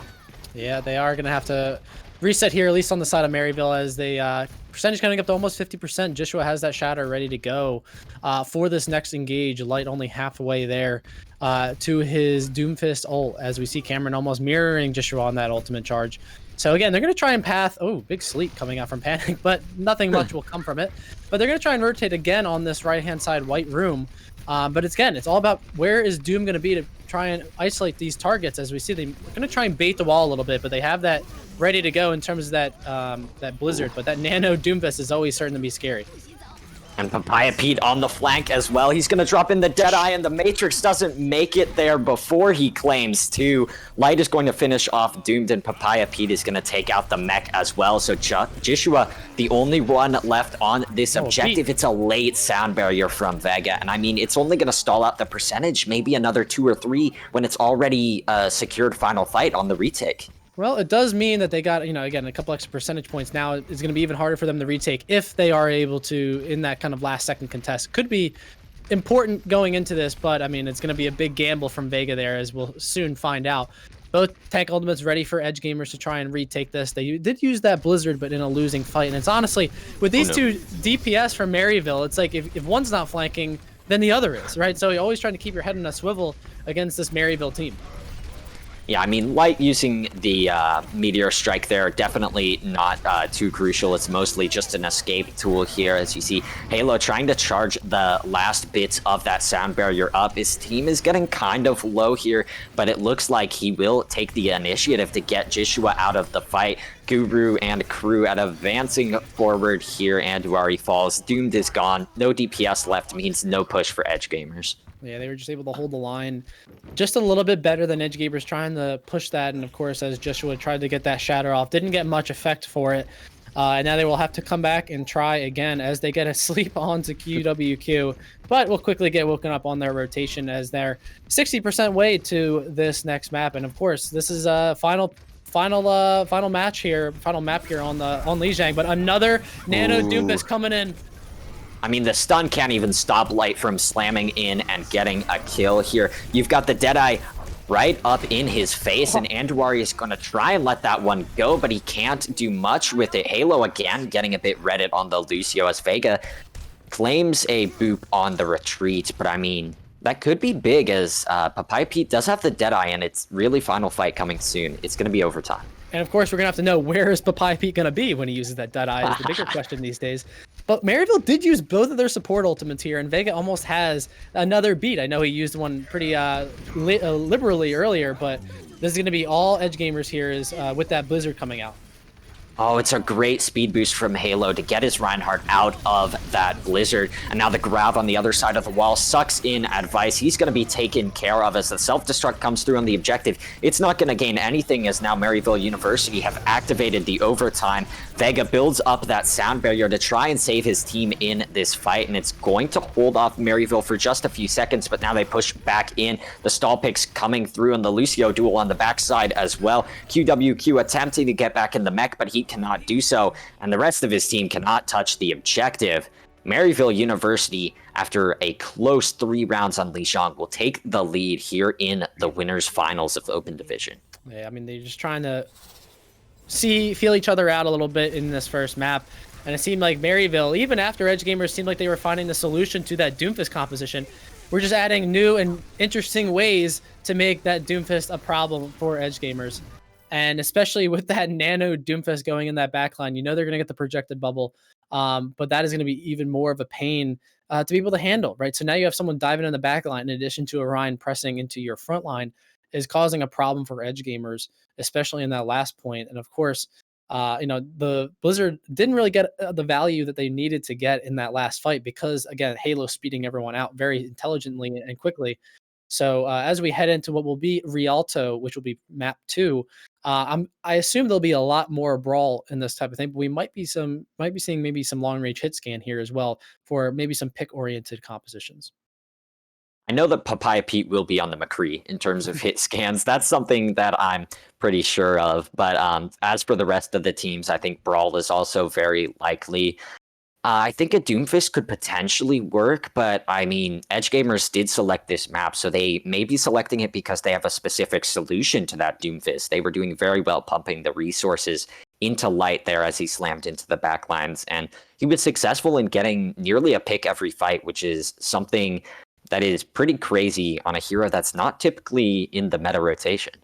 Yeah, I mean, but well, we always see that any of the players who play Doomfist are incredibly mechanically gifted. They know all the rollouts. It's those Doomfist mains that infuriate you so much in all in all of your competitive games. But they're a very effective hero when they play with their team, right? And because Maryville is doing a great job of playing around Light and those projected bubbles going in on that back line, causing a problem for Edgegamers, right? So Edgegamers has to be aware of that. And if it's not Light being in the back line, then it's Papaya with a high noon getting value, right? Of course, and that was what ended up being a big decider in one of those early fights on that last map of Lijiang. So Edgegamers knows where the threats are coming from Maryville. So it's just a matter of how do they adjust to that, I think is going to be the biggest question that they need to answer coming into this Rialto defense. And I mean, these guys are not wasting any time. They want to get straight into the mix. So we will be moving straight into Rialto. Not many changes across the board. I'm actually kind of surprised that Light is staying on this Doomfist. It's a hero that's definitely more catered to the control segments of these long series that you see. But I mean, You're right. I mean, he did play Doomfist on Havana. I mean, yeah, that's true. So if you're playing Doomfist there, you're gonna try and Doomfist anywhere, right? So and that was on attack, just like this will be on Rialto. So I think the same philosophy will apply to Maryville. If it's working, then don't break it, because obviously Edgegamers didn't have an answer to it in that control round. And Panic is going to stay on this Ana as opposed to Advice, picking the Baptiste for the defensive side of Edgegamers. They're going to keep Doomed on this Mei as well as a bit of tech, a bit of bomb jumping, takes Guru to this high ground. It doesn't look like he'll be able to contest much here. And that was a ambitious bomb jump. That would have been amazing if he had made it. But he's just going to rotate around the stairs as now Edgegamers are going to make their rotation onto the objective. Light looking for some early kills, gets stunned up and booped out. Back into his team, though, as he waits for the cooldowns to reset. And now Papaya Pete wrapping around this backside on the Ashe instead of the McCree, was just definitely an interesting pick, but he claims enough space and makes enough of a distraction for the rest of his team to move forward. There goes Joshua, and I think Edgegamers is going to have to settle for a hold at the end of point A. They definitely will. And this whole composition, I mean, we saw it, Papaya is now on the Ashe again for that long reach hit scan, way better sight lines here on Rialto, but this whole composition is built around Panic and Light. And we see that because we have the only reason they're playing Ana is for the Nano Doomfist or for the Nano Cameron if need be, or for playing on purples, right? So you have to be very careful. QWQ is going to be eating those purples and eating those nades, but that window coming out here, but that's again, massive purple coming in. Oh, a great anti-grenade, and now you have the Nano Doomfist in the backlines. So much pressure at all angles onto Joshua, and with the Bob, they're both going to fall. Anduari loses his life as well as QWQ trying to stall this one out. He doesn't have much health left in his mech, and that will be dispatched as Doomed as well, not having much health left to his name. The bubble comes through, and it's at perfect timing from Guru Lols to just finish out these last few kills. Light is continuing to roll through the Edgegamers, and he's even getting a few staggers. Yeah, this guy's just having a field day on this Doomfist. Not something we would have expected today to see, just like we didn't expect any surprise bash in the last match, but I digress. As again, they were have to take these stairs on this defense is Edgegamers. Joshua going to be coming up on that Shatter, as well as Doomed, more importantly, with that Blizzard.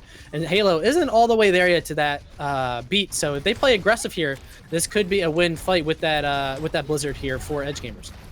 Yeah, the win condition for the attacking side, Maryville University has to hit this Space Jam big because Advice is no longer on this Baptiste, so there's no immortality field to absolutely secure those players staying alive. The Meteor Strike is going to come a bit late onto the sleeping Jishua. He's just going to pump every single cooldown in, but Jishua actually stays alive. Great work from the supports, but in the meantime, Papaya Pete is getting kills on the low ground with the rest of his crew. Somehow, some way, Light survives the Deadeye and kills off Vega. I mean, this man can't be stopped. Maryville are going to walk into point C with a 5-minute plus time bank.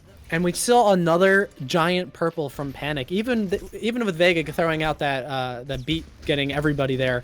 But still, 3 of them were purpled, so he couldn't even sustain them if they were going to get low after the shields barriers decreased. So, I mean, just playing this composition with very high, low margin win conditions, playing it extremely well. And first coalescence that we've seen here on the stream for today comes out, and I mean, it's keeping Jishua alive for the time being. The nano boost coming through. Light is going to use that meteor strike again to disengage, but he still gets advice with it, even though he was low health. Jishua, again, he's purple. He has no healing available to him, and he will fall, but finally, Edgegamers look like they're stabilizing in this fight. They're going to take care of Halo in just a few moments as he sort of wall rides around the objective, staggering himself out. I mean, 4 minutes still on the clock, though. What can Edgegamers do? I don't know. Edgegamers finally stopped the bleeding here at the very least, but this is a great choke for them to stop at. Doomed has this Blizzard. They can use Mail, but I mean, the numbers are here, coming up here for Maryville, and they have this Graviton Surge, and they, Vega has a beat ready to go for it, but they're taking the advantage. They're just pressing W into them. Big headshot coming through from Papaya Pete, and Light follows up the Graviton Surge, as well as Cameron hammering away Edgegamers. So now that spot that they stabilized at is no longer available to them. That was the real place that they could have shaved a few minutes off this clock, but I mean, it's 3 minutes and they're having to stall back onto the point. Doom ready to go with the Blizzard. They also have that sound barrier coming through. That lands onto everyone except for the few tanks, but their health pools are still looking nice and healthy. The question is, how long will that last, as now Bob comes through onto the objective. Light committing this meteor strike into the mix yet again. He's charging those up like cooldowns. Shatter combo coming through, and now Anduari in the backside with the Death Blossom. Can he do much? I don't think so, because Papaya Pete is still running rampant, and the rest of Maryville University are going to walk this in with nearly 3 minutes in the bank. Honestly, the more I think about Maryville's composition with the Doomfist, the more I like it, especially against what Edgegamers is playing. They're playing that Rhine Diva comp that is being quite popular in the last week after the new changes. But Joshua, as the main tank, you always see him, he's either purpled or he's low health or he's backing up. And then the reason why is because he's basically a pinball to Light, because he's getting a projected bubble going in, basically doing whatever he wants to Joshua, not getting punished, getting out. And Joshua can't be aggressive as that main tank. That's exactly what he needs to be in this comp to be successful. There's no CC coming in from QWQ on that Diva. And of course, he's probably more focused on eating those nades. But of course, there's too many things for QWQ to peel for, especially with the Doomfist in the back line, that Panic is getting value from those nades. So all these different things that Edgegamers is trying to consider, all these different threats from different places, is what's making Maryville be so effective in this push, is they're getting a little bit less than 3 minutes on that attack. And it's almost like Light is forging his own Doomfist meta here in this tournament. And Edgegamers have to kind of be asking themselves, what do we stop here? I mean, we even saw Advice swap over from BAP to Moira, and the only reason you ever swap to Moira is for the one thing that she can do, is that survivability with her Fate, right? I mean, because obviously BAP puts out more heals, and that ultimate is just as valuable. So it's really important that this Doomfist and this whole playstyle that Maryville is getting to Edgegamers, and that's why you see these swaps coming in, because it's so getting such value. I think that Edgegamers might have to go for a more individual play-oriented composition or even mentality here, because Maryville University are just sort of taking their 1v1s and winning those, and then when it comes to the team fights where they have ultimate combos, they're doing better in that as well. So Edgegamers needs to do better than Maryville University on one of those facets, because right now Maryville is controlling both ends of the spectrum here with individual plays and team plays. Now we're going to see the rotation early from Edgegamers here as they move up onto the high ground. Light misses the punch for the first time I've seen this entire stream, and this time he lands it. Joshua goes down before Light goes down himself. So, I mean, Maryville University still are maintaining their tempo here. They're maintaining control of this fight, and Halo wins the Lucio duel. Is that a Lucio diff, I think? Another? Just another boot from him. Oh my god, he's just styling people over near that river there on Rialto. Like bowling. Oh my god. I mean, again, Joshua got purple twice before that fight even began and just immediately got died, even with they are traded out. But that's a big pick in this trade out here for Maryville. But you almost wonder, do Edge gamers go with like a McCree, right? We see them playing the May Reaper for just all of that frontline pressure, but the threats aren't on the front line. The threats are coming from all the other different directions, getting with a protected bubble. And with that, Sleep's going to be a little bit delayed coming in for this fight, as Guru has his grab ready to go. Yeah, we'll see if he can land this one. Again, he's going to choose to sort of drop it into the wall, but the defensive wall from Doom Godilla, the one he constructed himself, gives them a bit of space. Advice canceled out of the Coalescence, and another huge sleep comes through to delay this push from Edgegamers. Panic doing very well, and he's farming up to another nano boost. They've got that nano and both DPS ults. What do you think they can do with it against the Sound Barrier? Seems like they're going to have... Goodness. I know, absolutely. Another devastating stagger here onto Doomed. So it's going to be really tough. I mean, they have both DPS ultimates ready to go, so Vega's going to have to choose when to use this barrier in terms of this attack, right? Because Maryville has some of their own, ultimates coming in here as well, right? Because Light has that, slam coming in as well, and the Bob is going to be used that maybe to put some pressure on the point. But this is an interesting rotation.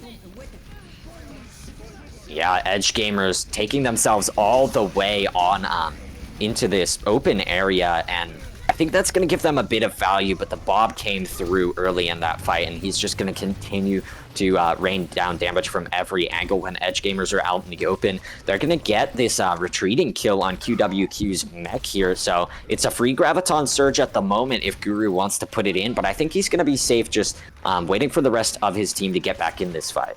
Absolutely. He'll definitely just wait for that. I mean, Vega did use that beat into that fight, so if he gets a juicy grab, this could be devastating for Edgegamers as we are nearing the last part of this map. Only 1 minute remaining left to go. Joshua does have a shatter as he got the better of Cameron in that last fight. This is the Dynamite. Unlucky. Hate when there's trees in the way. But they still have this high ground as Maryville. And even with QW kind of trying to get rid of them, but that projected bubble with the doofus comes out again.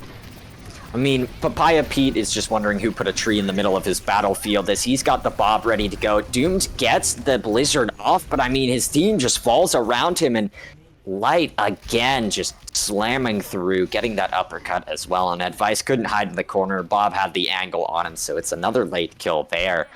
And they've got the Space Jam ready to go, the Grav and the Meteor Strike, and this is really final fight territory. This is devastating for Edgegamers, and we saw Papaya built another Bob. In that one time, we saw he had a Bob the fight before, right? So Joshua has the shatter. He needs to get something big here to keep his team in this game.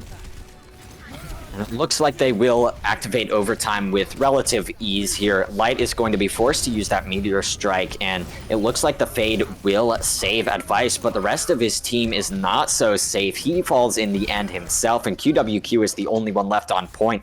And what a demolishing, what a clinic from Light and the rest of Maryville University here on Rialto. That was Edgegamers' map pick, believe it or not. And that's when you're always in trouble, right? If you're in this type of competition where you're having the loser pick, and as long as you theoretically win your map pick, you're okay. But when you're losing your own maps, that's when you're in trouble. So, I mean, Light and the rest of Maryville, just like you said, just taking it to Edgegamers, and they honestly have absolutely no answers right now for what Maryville's throwing at them. And Edgegamers has a lot of great talent on this team, a lot of good brains on this team. They don't get, too tilted or too kind of overwhelmed easily. So I know they're going to come back and think about what's going to be best here. But that's exactly what they find themselves down this 2-0 hole before break.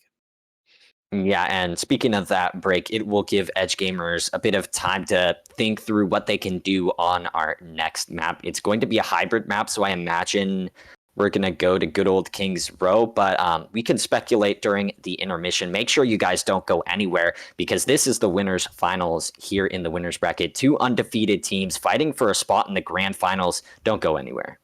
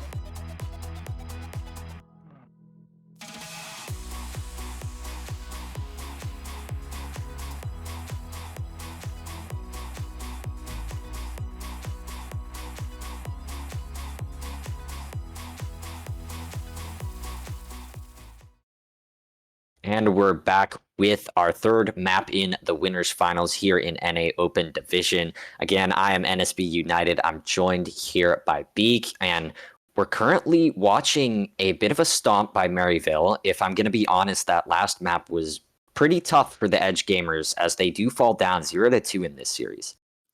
And it's a stomp because Edgegamers just haven't been able to figure out how to crack the code that is Maryville's Doomfist comp. I mean, it's fairly obvious what's going on. They're bubbling light in, he's getting value, or he's not, but they're getting cooldowns out, and then they're pressing W into them and being aggressive. And Joshua doesn't have any protection against that Doomfist coming in because there's no bubble, because they're playing that Ryan Diva, and now they're moving over to the Moira, which is, if you're playing Moira into Ana, something's going wrong, right? Because as soon as that purple comes out from the Ana, your Moira is useless, right? And that's why you're only playing that Ana for, we're playing that Moira for the survivability because of light. So he's in their heads already. So it's not good for Edgegamers. However, it's still early on. This match is a first to 4, right? So this is by far from the first time we've ever seen a reverse sweep or anything like that. Oh yeah. So and King's Row is always a great place to try and reset the mental, reset your kind of thought process on the game here, as we see Edgegamers on the defense early on. And one big thing, we no longer have the Doomfist aficionado himself, Light, in the matchup. Horthic is going to be coming in on the May here for Maryville University, so they're going to show a bit of that roster depth. We saw Horthic in on King's Row in Maryville's last series to get to this position that they're in right now. But I mean, Edgegamers on the defense, Maryville on the attack. Not many differences between the two sides. In fact, no differences here. As again, it looks like Edgegamers are going to take that rotation around the statue. Maryville looking to maybe bait out a wall. They will rotate through successfully, as Doomed is going to be saving that for this close-up engage. Both walls coming in again. We have a frozen Rhine, a popsicle in the corner, and it looks like Cameron is going to take advantage of that popsicle. However, Doomed is still up there, putting in some damage. Vega on the Lucio and Halo as well, both going full battle Lucio in this fight, and it's so scrappy. Near the end of this one, I think we could see Edgegamers winning it out, but I mean, they're going to lose this mech, and Maryville has the respawn advantage, so it could go their way in just a few moments. Yeah, there's only just two members of Edgegamers back, but they're going to have to really back up, probably give some point capture percentage over to Maryville here, as Panic already has that window. And getting the better of advice here is not a good thing for Edgegamers, as they don't have that main heals coming in, and this might just be giving it up, or they might try and contest the last second. At the very least, they're going to have this choke to be able to play with once the bat comes back. So not exactly the start that Edgegamers had in mind, even without the Doomfist on the field, for a little more level playing field. And keep in mind, Maryville lost in this last match against Side Hustle. They lost on King's Row, even with getting a 4-minute attack time. So they're very used to playing fast and playing well in King's Row. So they want to rectify that this time. Yeah, you see both amplification matrices coming out. We have both sides of the garage completely constructed here, as it looks like Edgegamers are going to take the initiative here. They had the advantage in terms of sound barrier charge, and Anduari advice. The rest of the Edgegamers, the rest of the defensive side, will finally stabilize here. And I mean, they have a lot of time to burn off the clock, but they also have a lot of ults to do it. Absolutely, and they were able to use both of their support ults to pretty much stop the bleeding there for Maryville. Just holding off, being a little bit patient once that window came in. But Guru does have that grab ready to go now on this attack as they take this high ground. We see the engage coming through, but Halo with the early kill. QWQ not really in a position he would like, but I mean, Guru Lols is around the backside as well. I'm expecting Papaya Pete to be in a position like that, but now it's the Zarya taking their turn to go on the flank. Horthic is just going to navigate around Doom's wall very successfully here and take care of the opposing May. They might even get the stagger onto the Lucio, but it doesn't look like that will come through. Now Maryville University ahead in ult economy and ahead in time bank as well. Yeah, for sure, and they didn't even need to spend anything there. I mean, you saw Guru taking super aggressive angles, getting almost all the way behind the team, and then kind of using that grenade jump to get out in pretty efficient fashion, as we see both main tanks have the shadow ready to go as that high noon gets pulled out early by Anduari. And Duari just looking to gain a bit of space for his squad. Halo, I believe, stuck on the other side of the choke, so there's no Lucio. He might just use the sound barrier to keep himself safe here, but it looks like the Grav will be the first ult to come into the mix. Guru himself, the man who dropped in the Grav, has to retreat for a short moment, but the Shatter's coming through, and it's absolutely huge from the attacking side here. They move forward. Guru beaming down everyone, but I mean, that was all Cameron in that fight. Dropping in the 6-man Shatter, I believe. Yeah, I mean, and it falls off of that Blizzard, right? So once everyone's frozen up, there's no way to stop a Shatter from with that magnitude. So stacking those two different ultimates is just straight up unfair for Maryville, but they will take that in this winner's final as they, again, same story, different match, has over 4 minutes to go in this point C. And let's see if they can keep the momentum going here as they get an early window to try and take this, checking the angle already. So mostly the time, this fight is going to be taking on the second angle on this horseshoe building that we have here. But Halo looking for an early boop on the high ground. My man Halo has become a sniper despite being on the support role. He's on the high ground on the Lucio. He doesn't care what the enemy team is doing. However, Horthic definitely caught out there on the low ground. Guru is actually going to stay in his position up high here. He bomb jumped up onto the high ground, and now it looks like Papaya Pete is going to try and get his team back into this one with the Deadeye. The shield is gone for Jishua, so there may be a short opportunity for Maryville to advance, but the bomb comes through. That gets rid of most of the support here for Panic, and Papaya Pete himself is going to be felled. Edgegamers, again, stabilizing, and again, they have the ult advantage, but will this fight just be another win for Maryville despite those facts? It does seem like that. I mean, it again has been Maryville just taking it to Edgegamers, and a lot of the kind of aggressive macro mid-round fights as Doomed, again, has that Blizzard ready to go, whereas just kind of lapping Horthic, and they are able to wall that off, so no amplification matrix on the side of Maryville here so far. It's just a matter of when is Doom going to use that Blizzard, assuming Joshua stays alive. I think Joshua just became a magician because that was the fastest disappearing trick I've ever seen from a Reinhardt. He has the Shatter ready to go, though, as he re-engages. They also have the sound barrier, but the spawn hold is going to start here for Maryville. They're trying to close down the space as much as they can early. QWQ has swapped over to the D.Va, but again, Guru grabs the wall to try and drag in those players. The Deadeye gets two. That's exactly what Anduari wanted to keep his team in the mix here. They're going to burn down this time bank a bit more, so Maryville won't get that quick 4-minute time bank cap that they wanted, but they still have a lot of time to just capture our third objective, which is still quite good. And they have plenty of time to be able to get in the position in terms of an ult win condition that they want, right? They have Blizzard here. That could be a win condition right here in this fight right here, right now. But if not, they have that Shatter ready to go. And Guru is going to be able to build that grab relatively quickly, especially how high charge he's been in this fight. As he gets that ambitious Shatter, gets two. Yeah, Edgegamers very close to becoming popsicles, but they are sped away from it by Vega.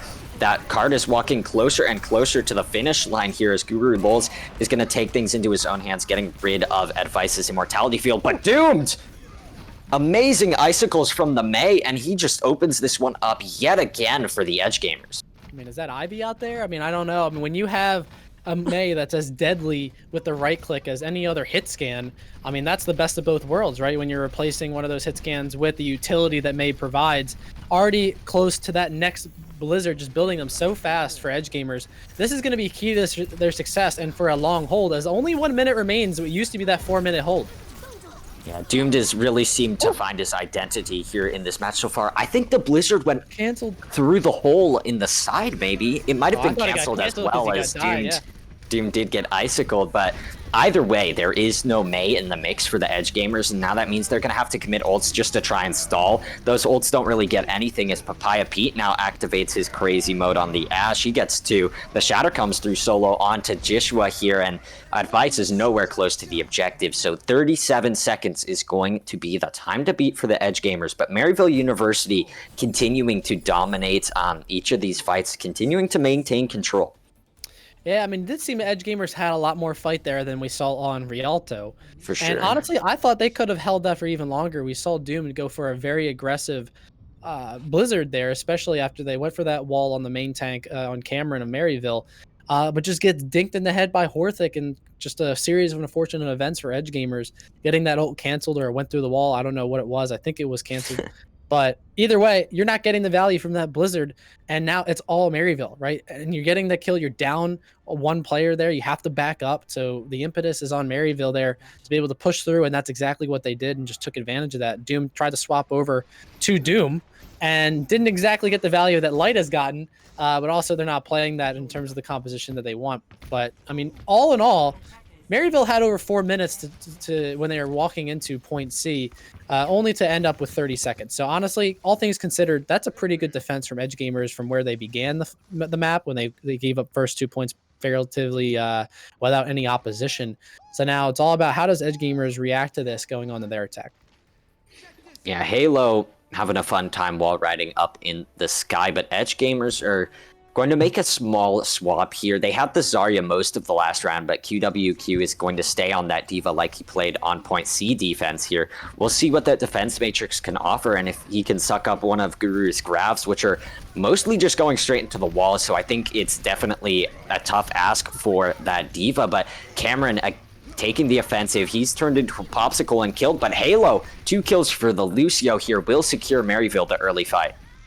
Yeah, honestly, that fight was over as quickly as it began because of that charge from Cameron getting that early pick. And just is, again, it's the walls from these 2 Mays being able to section people off in pretty devastating fashion. You mentioned, QWQ moving over to the D.Va, trying to eat Guru's grabs. Honestly, in that last fight on point C in Kings Row, he almost ate that grab through the wall. He really was. So he knows exactly what Guru's game is, as Guru takes that high ground on that statue yet again. Ooh, a flanking Papaya Pete is finally going to be capitalized on. I think that's the first flank from the McCree that's actually been killed off that quickly, but now Edgegamers making their move onto the objective, like Vega says there in the Lucio voice line. Advice's amplification matrix is going to expire, but I mean, Edgegamers are quite far beyond that at this point. They've pushed all the way in, and I mean, the grab may have been a bit of a waste here, as it looks like Maryville won't be able to recontest, but they still have a few ultimates as they're going to try and defend B. Not sure what Guru thought about for that grab. Maybe he thought there'd be, Papaya Pete somewhere in the streets phase to be able to dink them from a distance to try and get some kills, or maybe trade them out to contest again. I don't know, but either way, Guru does build up those grabs relatively easily, but I wouldn't say it's a good thing to throw away, as Edgegamers will now have the advantage coming in. They're going to get free movement through this choke phase, and they want to try and take this fight at this library corner, as Joshua has that shatter, but so does Cameron, so it's a little bit of Ryan mind games here, as again, flank, Papaya doesn't actually get the value this time. Oh no. Doomed again, canceled out of the Blizzard. Now the Shatter lands on 3. Papaya Pete is going to claim the kills here, but it was a team effort for Maryville, as they stabilize at a common stabilization spot here. The beginning of point B seems to be where both of these teams like defending, but will it last long for Maryville? I think they're going for the spawn hold, actually. This is like the GOATS era type of thing, or all the way back then when we would try and see this as much as possible. They know this is coming, though, and they have this Blizzard ready to go, so it's all about trying to get the ultimates out of Edgegamers just to get an inch away from their spawn. I mean, we've got a ton of colors on our screen, flashing lights, and it looks like in the end, Cameron will get to getting rid of Joshua there on the opposing Reinhardt, but Anduari and Advice trying to trade things back, trying to get Edgegamers back in this fight, and I think the respawn advantage will be on their favor as Joshua walks out, and he's going to get back to the objective a lot quicker than Maryville's respawns will, but, I mean, Maryville is coming back in with a lot of ultimates. Absolutely, and the fact that Edgegamers, I mean, they didn't use a ton of ultimates there, but they still wasted time, right? I mean, Maryville was able to get some time out. Papaya Pete is still on that flank. They never took these things. I mean, especially as a D.Va, you need to be aware of these, and I'm sure that he's looking for them, but... Oh, yeah, the flashbang came through, and Cameron didn't get the Shatter off right after. It looks like the Shatter will come there, and the Deadeye will get too, so still a combo that does work out in the end. I mean, Papaya Pete is just rolling through them. Papaya Pete with 4, and gotta say his name every single one of these times. His flanks are paying off nearly 100%. And honestly, the thing that Maryville understands the best is the resource of attention. Is the fact that when they give all that attention to the main line, or the main front line, and then Papaya Pete's in their background, he can get value if they're not careful. But then once they do all turn around, that's when that front line can actually get value from there. Right? Honestly, Papaya Pete was looking for that flashbang on the Rhine to then get Cameron set up for a Shatter, in which he eventually did get that. And they give the bubble to Papaya Pete too, so they know that investment's coming. As again, they try and take the high ground from Papaya, knowing that he'd be there. Oh, a great blizzard there to catch out Joshua there on the run. He's not having such a fun time with all of the stuns coming through from Maryville. Guru is going to pick up Doomed there as the May staggers onto the objective. I don't even need to tell you guys what happened. You know who got 3 kills in that fight. Papaya is just really just making a name for himself here in this server, especially against Edgegamers today, and as well as Side Hustle earlier in this map, or in the day here as well. But Edgegamers does have some stuff to work with, right? They have a little less than 2 minutes now, still kind of stuck here in the streets phase, and they have this May ult ready to go, but they're going to first use the high noon right into the wall. Oh, it's a good blizzard here. It looks like Cameron will be frozen up. The immortality field is going to last just a bit here, and the support might still continue to go onto that Rhine. No. The wall. Oh no, the wall came through right as the shatter went down. But I mean, Joshua and the rest of his squad are gonna get moving, and I mean, Edgegamers still doing pretty well here on Kings Road. They're probably going to get this second objective without too much of a contest in terms of ultimate fights. You never know, though. Maryville might be able to want to contest this again with like a high noon, but I think the smarter answer would be, oh, they are going to try and contest, but it doesn't seem like they will, and this might still doom for Maryville, trying to get a little cocky to try and contest and get more time off the clock. And Edgegamers, they smell blood in the water, and they want to push W here. Yeah, they did use the amplification matrix to sort of scare away Maryville there, but Guru's going to have to reset his ult charge on the Zarya, so definitely unlucky for the side of Maryville as well. Edgegamers coming in with the sound barrier ahead in that support ultimate, but I mean, Panic has the amplification matrix as well. Joshua, again, the first to fall. So much focus fire onto the main tank of Edgegamers means that, again, his team is going to have to fall back, and that time bank will be slowly depleted. And QWQ was just, again, a second late there on that DM to try and save Joshua. We know we saw the skulls on both of them. And the kite just wasn't fast enough either as we this guy, he's flanking again. I know, it really is insane, but they were able to get him this time. No. The defense matrix came through right on time, and Antuari is going to continue forward. He's going to use that Deadeye and pick up Halo. Now you've got Guru Lulz all the way on the backside. He's stunned up and headshot, but I mean, the rest of Edgegamers is sort of crumbling as now you're going to have Horthic dropping in the Blizzard on the other side here. QWQ and Doom still in this fight, as well as Anduari, so it's not quite done yet. The stall picks are maybe going to come through here. It depends on how much Maryville wants to win this fight, but it looks like the stun on one side will get a pick, but Cameron is gone as well. You've got the amplification matrix still alive for Advice as Papaya Pete goes on yet another rotation, and yet again QWQ is able to pick him off. They continue forward with a similar time bank. Can they get it into overtime, though, with the stall? We know that QWQ is obviously now wise to what Papaya is doing, and obviously checking those corners now. So he's gotten punished for the last couple seconds with this blizzard coming in from Doomed and the wall. Not able to contest whatsoever. So now we are completely tied going into the overtime rounds with the exact same time bank for both these teams. So it's anyone's game. Yeah, Doomed really finding his identity here on this map for the Edgegamers. That's a big clutch play right there with walling off that Reinhardt, who was the one member who could touch. Maryville was sending the rest of their players around a rotation onto the high ground so they could take a better position, but they left that Reinhardt down there as the only one to touch the point. He was walled off. There was a blizzard there for good measure just to maybe freeze him up if he got through that wall. But neither happened, and it looks like Edgegamers will be able to exactly equal the time bank. In these overtime rounds, though, can Maryville clutch it up, or will Edgegamers continue to swing this back into their favor?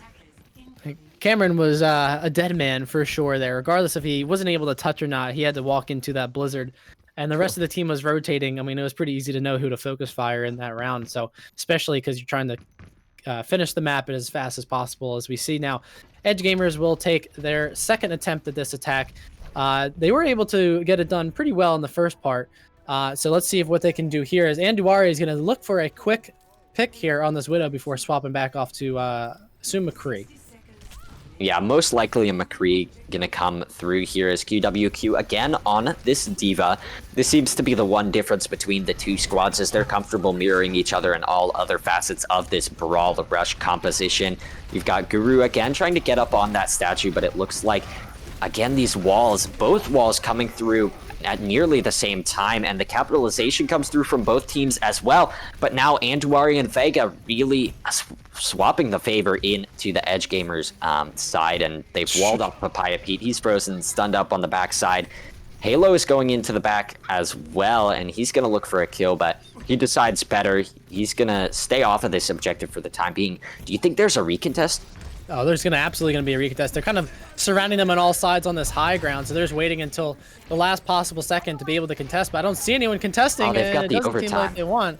But yeah, this is overtime. They know that they can take this fight right here in this choke, this where they want it to go. If not right on the cart itself, but oh no, Cameron gets walled off, and that's not good for him.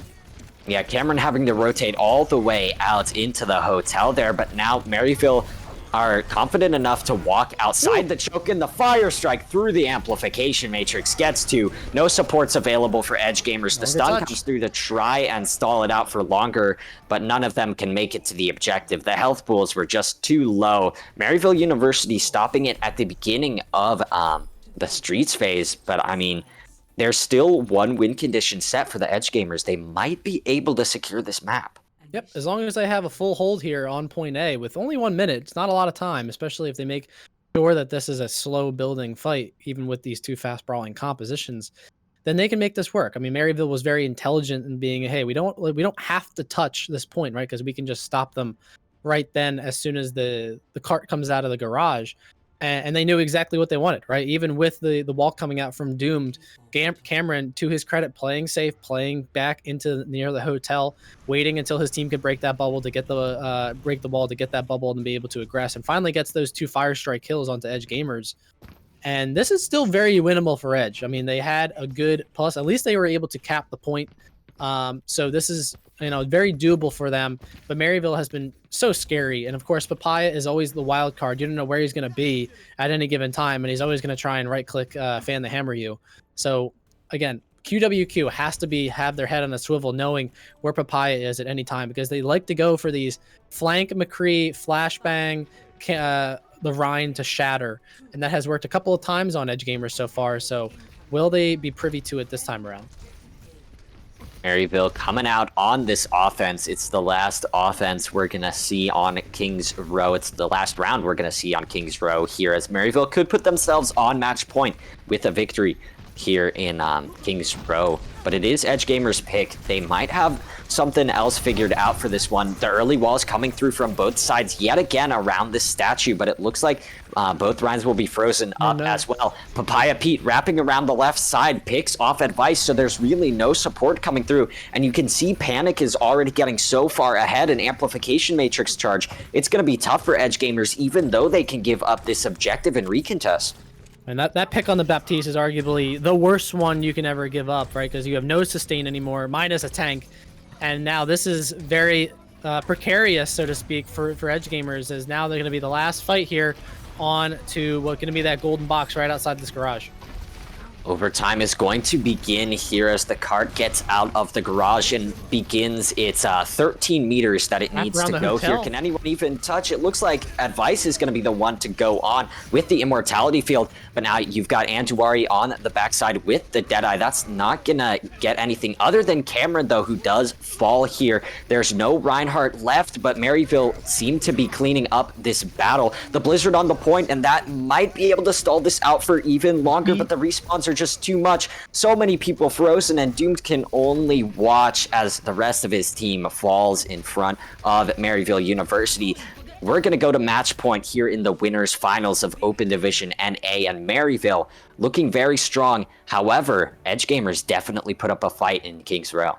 Obviously came down to the wire there, and honestly, that entire win is credited, I think, to Halo's beat at that last second. They had to use the Blizzard, and they were going to catch a lot of people with it in that last 3 or 4, and Halo was able to get that beat, and it was just too much because they didn't have enough sustain. Edgegamers just didn't have the manpower on point from coming back from spawn to be able to compete with that, right? I mean, the spawn is right there next to the garage for Maryville on that attack.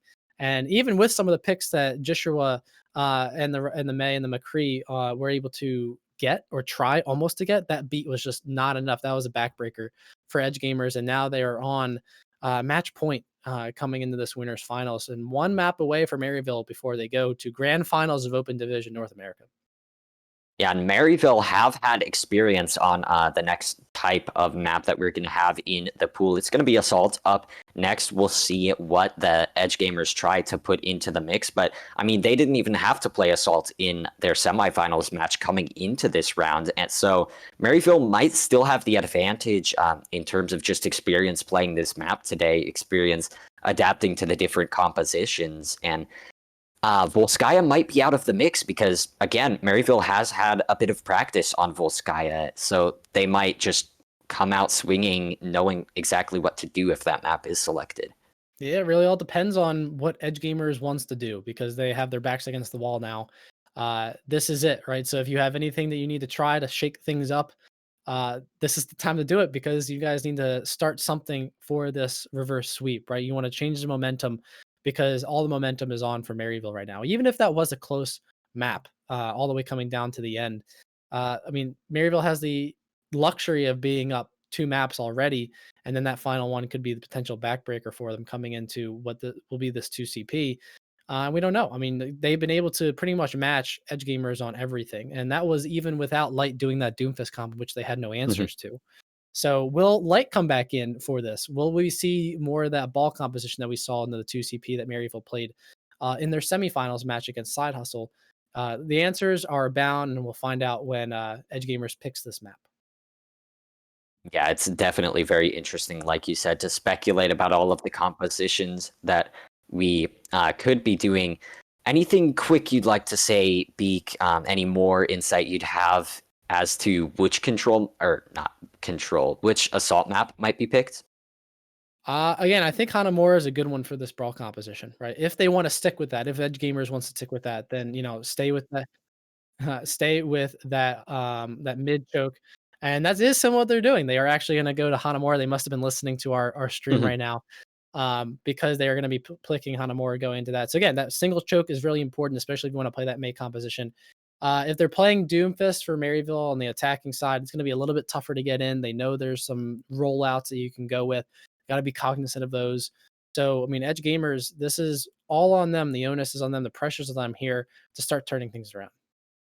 And thinking back to Lijiang Tower, we did see an Orisa Rhine Symmetra teleporter composition, and typically on the attack on Hanamura, will be going into a very Symmetra favored point A on the attack, and it could be interesting to see if they pull out that Rhine Orisa again. But I mean, Hanamura, next map in the series, we're going to jump in just a few moments.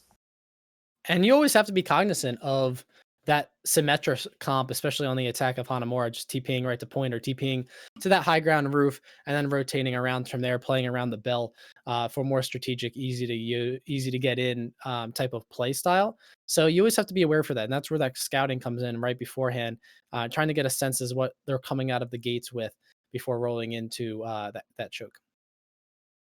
Yeah, and as we head straight into our map, we're going to have Maryville again in the red, Edgegamers in the blue, and it looks like for the defensive side, we're actually going to see a bit of Orisa, as well as a Torbjorn from Anduari, so something completely different that we haven't seen in this match so far. There was a lot more variety in the semifinals that we watched previously, but now Edgegamers bringing out all the stops in what could be their final map before they get sent down to the losers bracket. And honestly, this is exactly what we were talking about right before we found them, swap over to Hanamura. Is they got to change something up because the compositions they've been playing against Maryville, even if they've been close, haven't yielded the results you want. So this is a really interesting one that I'm curious as to how this will play out. If this will maybe just be a single kind of first point Hanamura defense type of thing, because you can hold the choke well, you have the Torb for all the additional damage in the turret, Very much an anti-Rhine composition, right? I mean, so this is going to be all about how does Maryville rotate this, and this is really smart from them already, trying to take the high ground from them and trying to come in from the high ground here and trying to make this fight happen on point, right? Because this is the advantage here for Edgegamers, is the ability in their poke damage. Yeah, Hortic staying in for our 4th map of the series and staying on this May. It looks like Maryville is maybe going to try and set something up, maybe going to try and look for an early kill before they get onto this objective. The wall comes through from both sides, and momentarily this fight stops as Doomed is just frozen up in his little ice block, trying to save this point for as long as possible. The amplification matrix charge building very far up from a device, but he loses his support duo in Vega, so no charging up that sound barrier.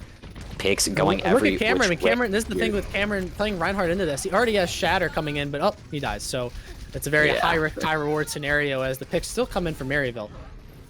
Yeah, Maryville continues to move forward here. Halo again getting a 2-piece. I mean, all of these players are getting involved for the attacking side, and they definitely have a large time bank. It'll be interesting to see if Edgegamers does anything different in terms of playing this Orisa D.Va Torb. I mean, what think they can almost they have do to to even stay on the high ground? They almost have to stay on this comp for the sole reason that they have ultimate, or they're going to have ultimates here sooner, or else they're going to get run over by the ultimates that Maryville has. That's the nature of 2CP and why everyone loves it and why it's going to be deleted from Overwatch 2. It's just the snowball effect of it here is so devastating. So it's all about what is Shatter coming in from Cameron and gets the Torb. Oh my. Yeah, the Shatter going on to Anduwari here, so it looks like Guru and a few of his partners are going to just stay on the objective. They actually grab the high ground here just to try and stop the stall for as long as possible, but Doomed drops down just in time as that grab expires. Halo on the other side is going to commit the sound barrier, as well as Horthic with the Blizzard. That already gets one, and he walls up Anduwari out of the shield to try and hit an Icicle, but he doesn't even need it, as he's going to clean everything up here. The attack was definitely very strong from Maryville, and after maybe a fluke few rounds on King's Row, they've taken control dominantly yet again. I want to know, I like the idea that Edgegamers has here in terms of this heavy spam composition and just trying to space out Maryville, even if Maryville is doing a really good job of getting onto them with that Lucio speed. But I'm curious as to why they're running a Lucio with it and not a Zen. Like, if you're going to go full spam, right? Get that Discord orb to actually delete Cameron and Guru Lulz trying to go into your front line. So, I mean, I think maybe they were just running that Lucio to try and run away from Maryville every time they would try and get onto them and kite them as much as possible and play the long game. Again, this is all just speculation. Who knows what's going into the minds of Edgegamers here down 3-0 in this match. But you have to wonder what's going on as they are doing a full reset here. They're going to go back to that Rhine brawl composition with the D.Va because that was certainly a failed experiment, I would say, going from Edgegamers, as they've given up the 2 points in 4 minutes and 30 seconds. Very fast time for Maryville attack. So they're in a great position here to hold here on defense for Maryville. And Maryville continuing to roll out with their same set of heroes. They're going to have Horthic on the Mei, Papaya Pete moving over to this Ashe still on Hanamura. It's definitely a better hero than the McCree in this defensive standpoint. Guru's going to attempt to get onto the platform. It took him a few tries, but he is there now, ready to spam in a couple bombs. And QWQ back on the D.Va. He's going to be staying on that one as Anduwari and Joshua go to the brawl, like you mentioned. This early rotation comes through. We'll see what Edgegamers decide to do here. How do they avoid this wall coming out? Both walls actually used simultaneously here, but the early damage again coming the way of the defense. They've still got the Immortality Field to work around before it expires in just a few moments, but now Edgegamers rotates to the high ground, so this all sort of resets as Halo's actually setting up for a boop. Yeah, and he's looking for a juicy boop here as Papaya Pete sitting pretty in that high ground with a perfect long spawn, but that boop getting everyone off the high ground is just devastating because they knew exactly what to do and just lurched on them from there. Yeah, Maryville had it set up. They knew that Halo was going for the big play, and their tanks are definitely going to roll through and grab some kills. Joshua actually wins the duel with Cameron in terms of just hammering those two Ryans together, but they do eventually fall back, and Edgegamers reset, but the advantage goes their way in respawns. It really does, and I mean, who would have known that Halo would be there you know, to be able to boop everyone off. But it is a pretty normal way to path, especially when you have against these two Mays. Another May wall coming out just to slow the time to be able to get the rest of the members of Maryville back, as they're going to take this fight right to point. And Joshua is going to be coming up on that shatter coming up here soon, as that window is already out on point. Cameron ready to go with a shatter of his own. We'll see how he tries to use it. For now, he's going to give up a bunch of space as as his team, and he's in an interesting spot here. It looks like we've got a Jenga tower of Overwatch characters on the point here. The Immortality Field staves off the damage coming through from Maryville, and QWQ again gets rid of Papaya Pete on the flank. And it seems like when they can shut down these big solo plays, they definitely do the best here for Edgegamers. For sure. And I mean, Cameron just got put in the most awkward situation. I think both Ryans were fighting on top of the May walls, and then he eventually got dropped onto the cryo freeze version of the May. So just struggling there. Anduari gets taken out from a flanking Guru. Lulz already has that grab ready to go as that beat used too.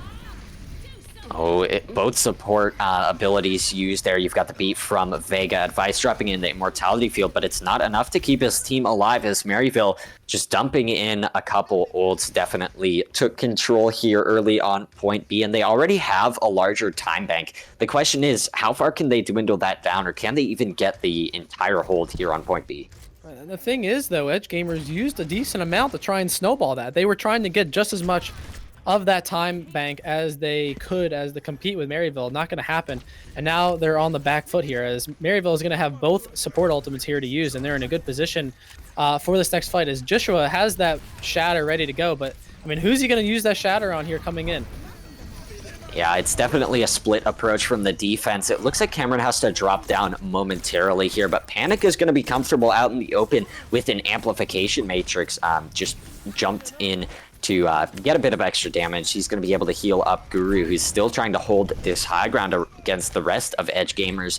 But Edgegamers are going to reset momentarily to wait for a full squad, because you really can't attack an objective B without 6 players at all times. And especially when they have the defender spawn advantage there too, right? And Guru almost has this Graviton Surge ready to go. It's such high energy going to be coming up here soon, as he gets another bubble cycle. And, you know, this is exactly the position they want to be in, as he's ready, Horthic ready to cut them off as soon as they walk in, but both gets cut off. So a nice little avenue coming up there as they take Guru out real quick. No grav, and that means Maryville will have to maybe try and stagger back onto this objective. Horthic is wrapping around the backside as the rest of Edgegamers drop onto the point. Cameron is going to be melted down within an instant here, as you're going to see the Blizzard not really gaining too much value from Horthic. However, Guru is back in the fight. He's going to again grab the wall to just make sure that QWQ cannot eat it. He's going to be demeched as well, but Joshua continuing to get some kills here. It's going to be a close one on the objective, as Papaya Pete on the backside with the flank drops in the Bob to stall this one out. He's got a Baptiste with him as well, and there's nothing they can do to stop the sniper on the backside. Papaya Pete with 3, and again, Maryville hold on. They had no healers with them, and Anduari dies from the burning of the dynamite from Papaya as they take that high ground and the hit scan dominance. They had no one to contest it, honestly, between Lorraine and Boom trying to throw those icicles out there. Just wasn't enough for Edgegamers. So close yet so far, getting 73% of the way there with only 2 minutes left to go. They're going to try and go right through the middle choke regardless, but half of them gets cut off. You're going to see the Blizzard on point just to try and split up this fight a bit, but the shatter on the backside is huge, and Horthic falls up with a couple icicles. QWQ drops in the self-destruct to maybe reset himself. He's not even going to go for another mech and try and escape. He's just going to drop off the side. He might be swapping to a Zarya, but I mean, Edgegamers can sort of feel this series slipping out of their hands with every minute they lose on point B. Definitely seems that way, especially because it seemed like that one they didn't even have any type of patience, right? They just went right through the main choke, and Horthic was happy to cut them off in half and then use the Blizzard, and already getting 40% to that next Blizzard because it was in the early part of the fight. So I mean, Maryville just has this on lockdown right now, and it's going to take a big beat and a big shatter from Joshua to be able to change the narrative of this map, because it's not going their way. Oh, but that's a great way to start it for Edgegamers. They've got the pick on the panic, and Anduari follows it up with a kill onto the opposing hit scan here. He gets rid of both DPS. In fact, currently they don't have their Reinhardt on the point. Will that matter? I'm not too sure, as it looks like both of these supports are going to be alive to stall it out. Papaya Pete getting back just in time with the Bob, as these 2 ticks are still going to be counting up. Can they get the third? It looks like they get rid of the Bob just in time to gain some more percentage, but they only make it to 90 as Papaya Pete is again around the backside. Advice sort of just standing there waiting for death to come from above, as you're going to have Anduari back on the Doomfist, but it's a far cry from what Light has done in earlier in this series. And Edgegamers are going to have to settle for an overtime fight, which means really all they can hope for is a map draw. And that contest was just so good by Maryville, throwing out the Bob to be able to hold things off, getting Horthic on the point to be able to throw that Cryer V's out and stall even more. This is devastating for Edgegamers. I don't have to be able to touch here, and they don't have much to work with. They're going to have a Diva Bomb, but other than that, I mean, Guru has a free grab, and they have Beat to contest this, so there's not even a contest. And we have Maryville moving to the Grand Finals. Yeah, Maryville taking their spot in the Grand Finals here after showing a dominant performance overall in the series. It was definitely looking good for them at the start on Rialto there, and they kept it up in those other maps, and they clutched it out every single time. We saw the clutches coming out in the semifinals from the other side most of the time, Side Hustle, but I mean, in this map, in this series entirely, it was all Maryville with the clutch plays, with the individual talent showing. You saw Papaya Pete on the flank however many times he did. Guru was always able to land those grabs in this series, and the rest of the squad was just showing up, and they earned their spot. Yeah, I mean, they have 1 win to go until they win it all in this open division, and Edgegamers, they're not out yet. They still have to go through a couple more games now in that losers bracket, so their journey is not over. They are still an incredible team, but Maryville just had it all working on all cylinders today. They really did. Between all those different combinations plays, the Doomfist composition that we talked at length about between those early maps had no answer for that. And even in that last map, it just seemed like Edgegamers were just grasping at straws to see if something can work getting into that final point. But Maryville just had it on lockdown. They were just using those Maywalls as effectively as any other team as we've seen. The ultimates, the value coming from them was just too much to handle for Edgegamers as they would get sent down to the losers bracket. And I mean, this is a scary team. I mean, I think this is very much going to be could be a rematch, honestly, in the grand finals. So is Edgegamers, because they were pretty dominant for all their other games, right? And they even forward the Sigma No Hands in their semifinals, right? So this might not be the last time we see this matchup. Yeah, I think that Edgegamers definitely have the tools to get themselves back up through the losers bracket and back up into the grand finals here. Just a few small fixes can give them those map wins in overtime, like we saw on King's Row, on those final fights of each round on Li Shang. Like, it's small fixes that they can work on, and maybe a bit of studying the enemy team before they come into this match, and that could really give them the keys to victory. It's not like Edgegamers was a bad squad for losing this 4-0. They definitely were very good, and they definitely will be able to probably win a lot of games in this losers bracket, as that one's also coming to a close. We could see them back up in the grand finals soon, but I mean, for Maryville, it was all dominance, and that's exactly what they want to carry in moving into tomorrow's grand finals. And honestly, Edgegamers, even if their journey isn't over, it just got a hell of a lot harder, because you have some very good teams already sitting in the losers bracket, ready to take them on. I'm thinking like Attack Mode to be one of them. We saw Side Hustle a little bit earlier today. Gave Maryville a pretty big scare, right? That came down to the last map in that control, just not being able to win those control points for Side Hustle. So there's some very scary teams down there, but Edgegamers definitely has what it takes. They just need to regroup and go at it again for the next map or next map match. Yeah, Maryville is not too far ahead of the teams that they beat here on stream today. I mean, Side Hustle, it's a small fix for them as well, and they could make their way through the losers bracket and get back at Maryville in the grand finals. So you guys will have to stay tuned for those. But for now, thank you for coming out and watching the winners semifinals and the winners finals here. in Open Division NA. This was a broadcast by Reflash Prod, and we really enjoy you having coming out here and watching this great game between two great teams. Beak, anything you'd like to say before we close this one out? No, I just thought we had two great matches today between some incredible competition.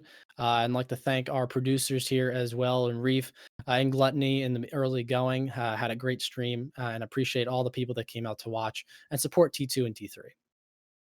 Yeah, thank you, and we'll see you later.